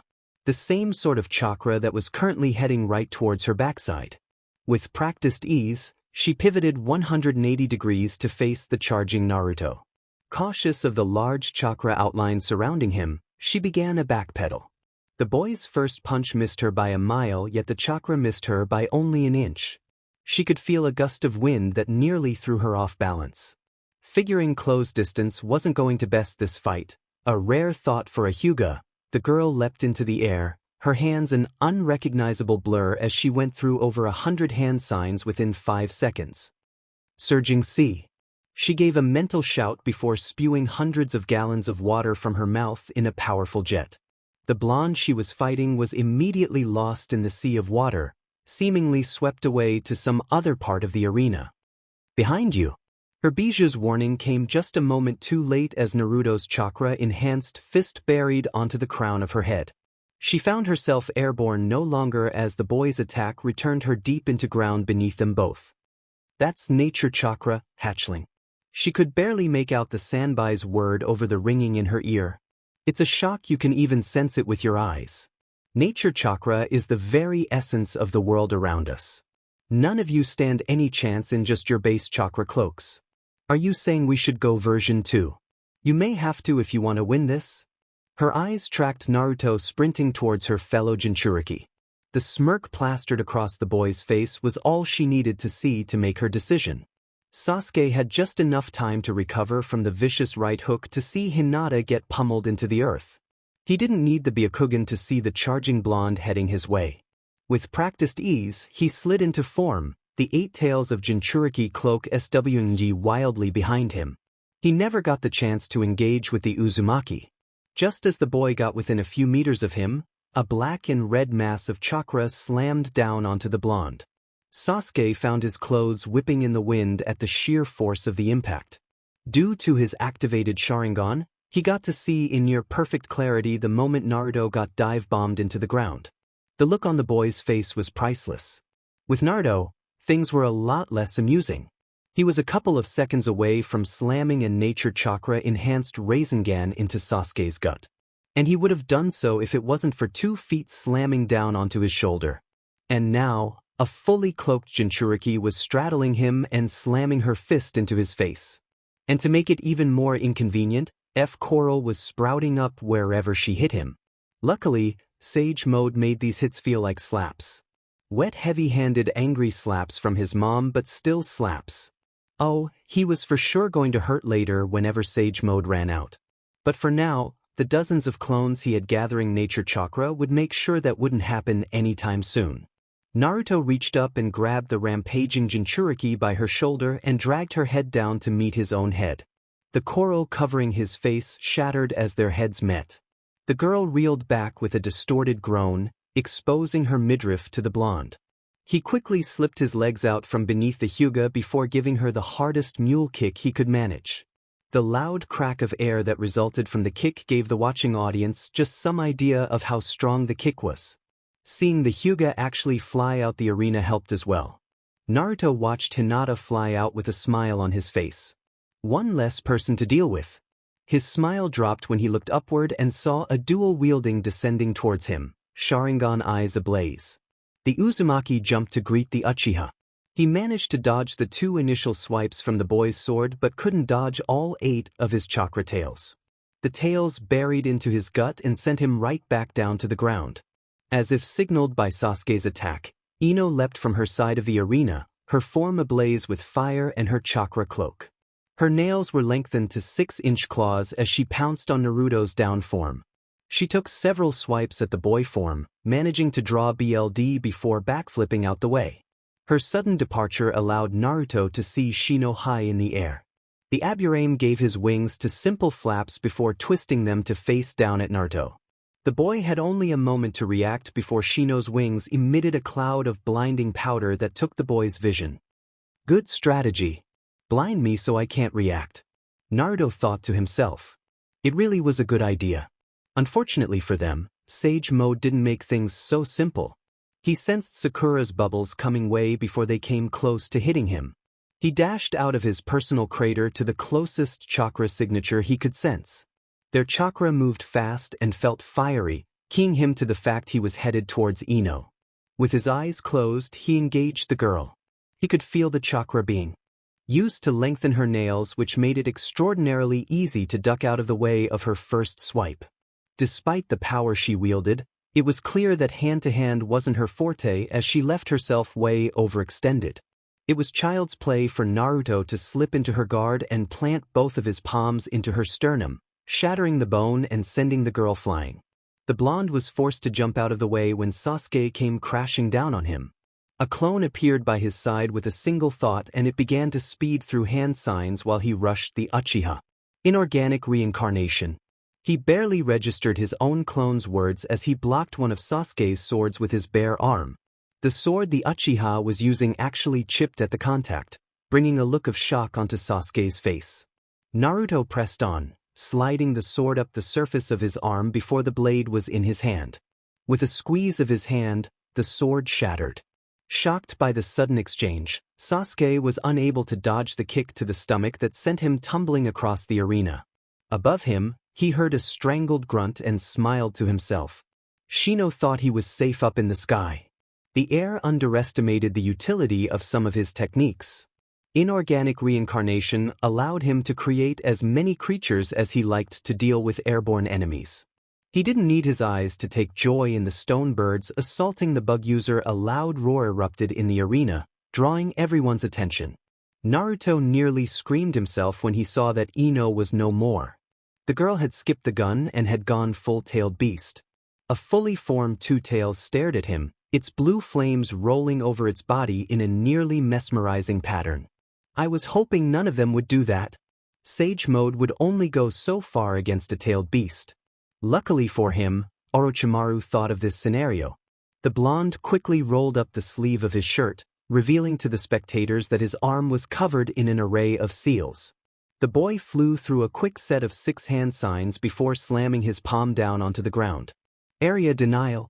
Naruto whispered to himself and watched as the ink on his arm flowed off of his skin and down onto the ground. The ink spread, encompassing the entirety of the arena floor within seconds. Once filled, the array gave off a bright blue light. All at once, every occupant of the arena, including Naruto himself, let out a grunt. Shino's wings disappeared from sight, earning him a harsh return to the earth. The 2 tails and its flames dissipated in an instant, revealing a confused and exhausted Ino.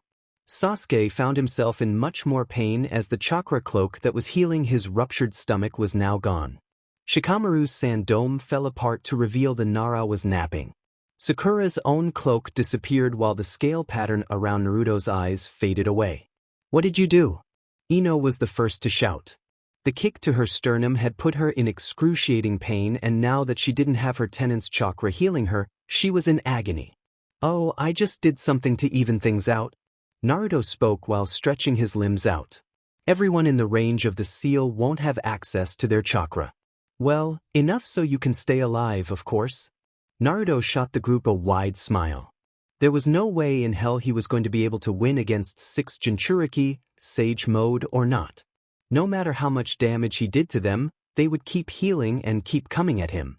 Sage Mode only helped him so much.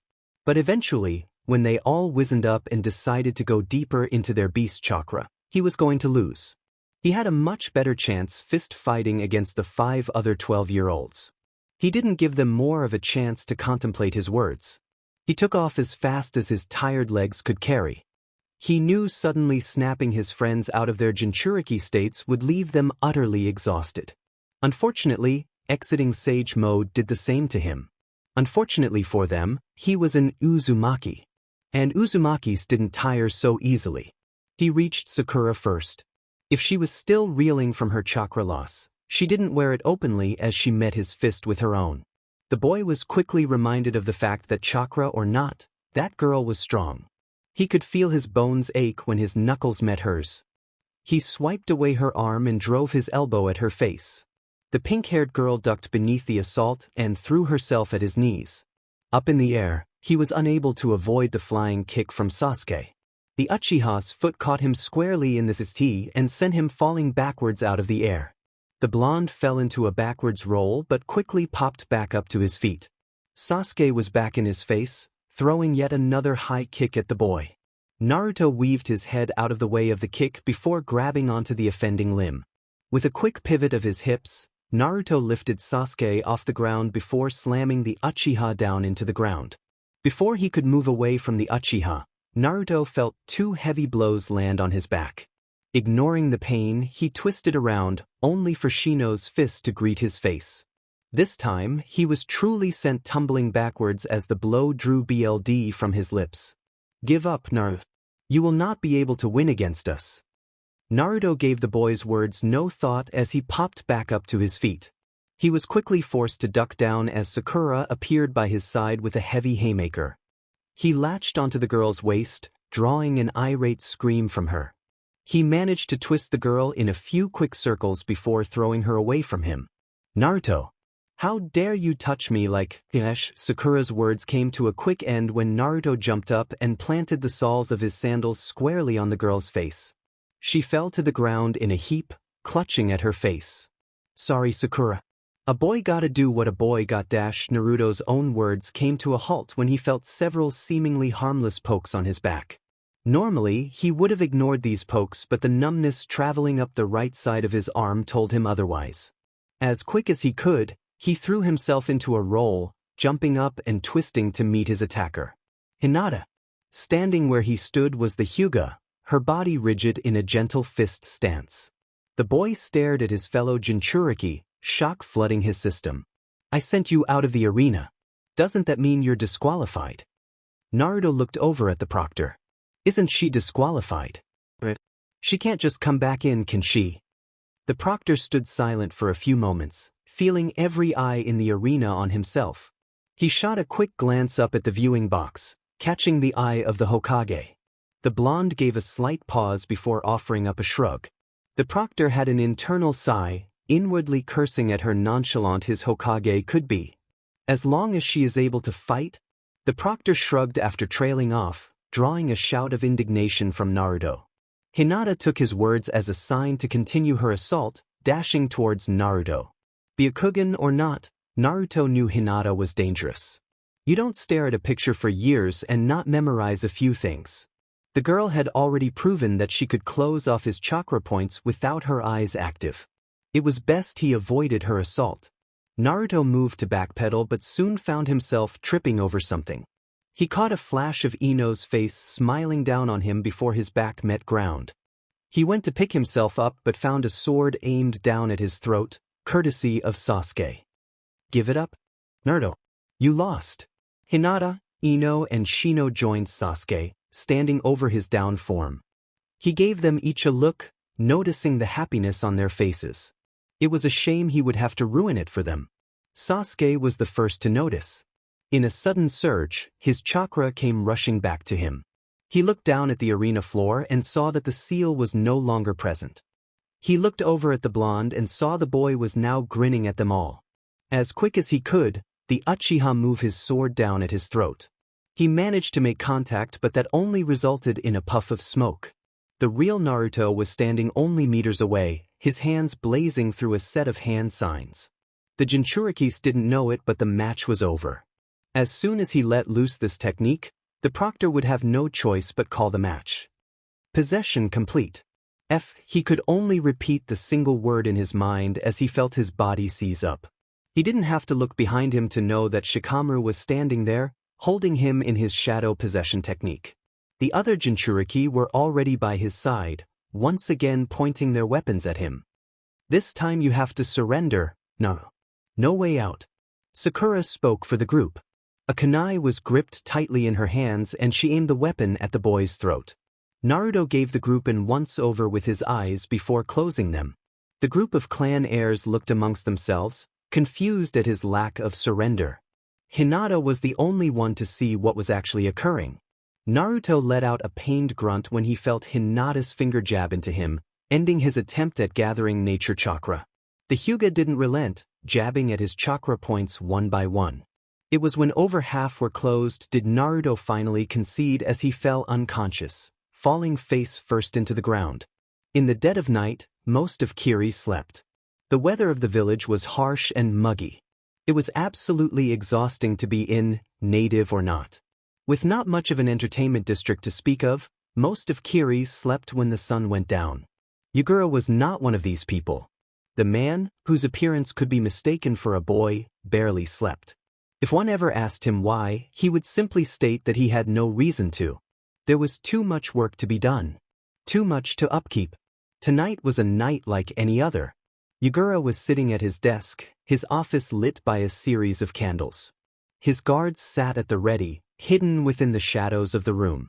They stood ever vigilant, completely motionless during the entirety of the night. These guards, while serving as his personal guard, were not his own. They were a sect from Konoha. Some of their personal best, that they could spare, sent to ensure his safety. Utter SHT. The Kage knew that these men and women weren't here to protect him. They were here to spy. They were here to report back his dealings. They were here to ensure he did everything in his power to help Konoha thrive. And if he ever stepped out of line, they were here to end his life. But for now they had to pretend like they were protecting him. So, when a large crash emitted through the tower, they acted.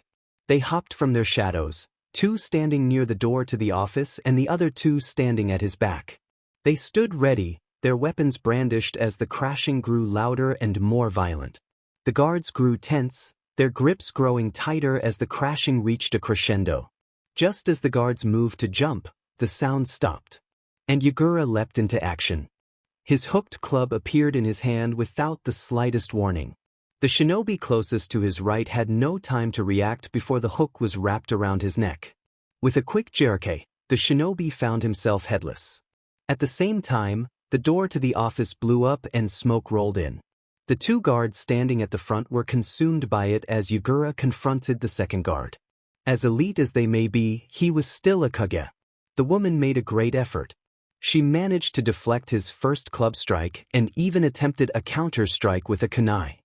He deflected the blow with his weapon before caving her head in with an overhead swing. You guys sure did make a racket. Yagura took one of the scrolls on his desk to wipe away the BLD on his weapon.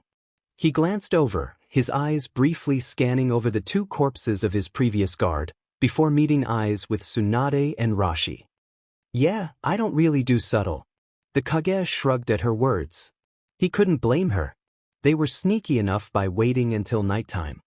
Have your men done their part? Yagura gestured towards the office's window at Tsunade's question. The invading duo looked through the window and saw that sections of the village were now in flames. You didn't tell your guys to hold back. A revolution does not require restraint. Tsunade offered her own shrug. She couldn't fault the man for that. The Leaf Ninja were bound to fight back. Some will flee. Half of my men are at the border, looking for runaways. For now, let's eliminate these insurgents. Yagura's words brought a smile to Rashi's and Tsunade's faces. An opportunity to kill Leaf Ninja. They couldn't have asked for anything better.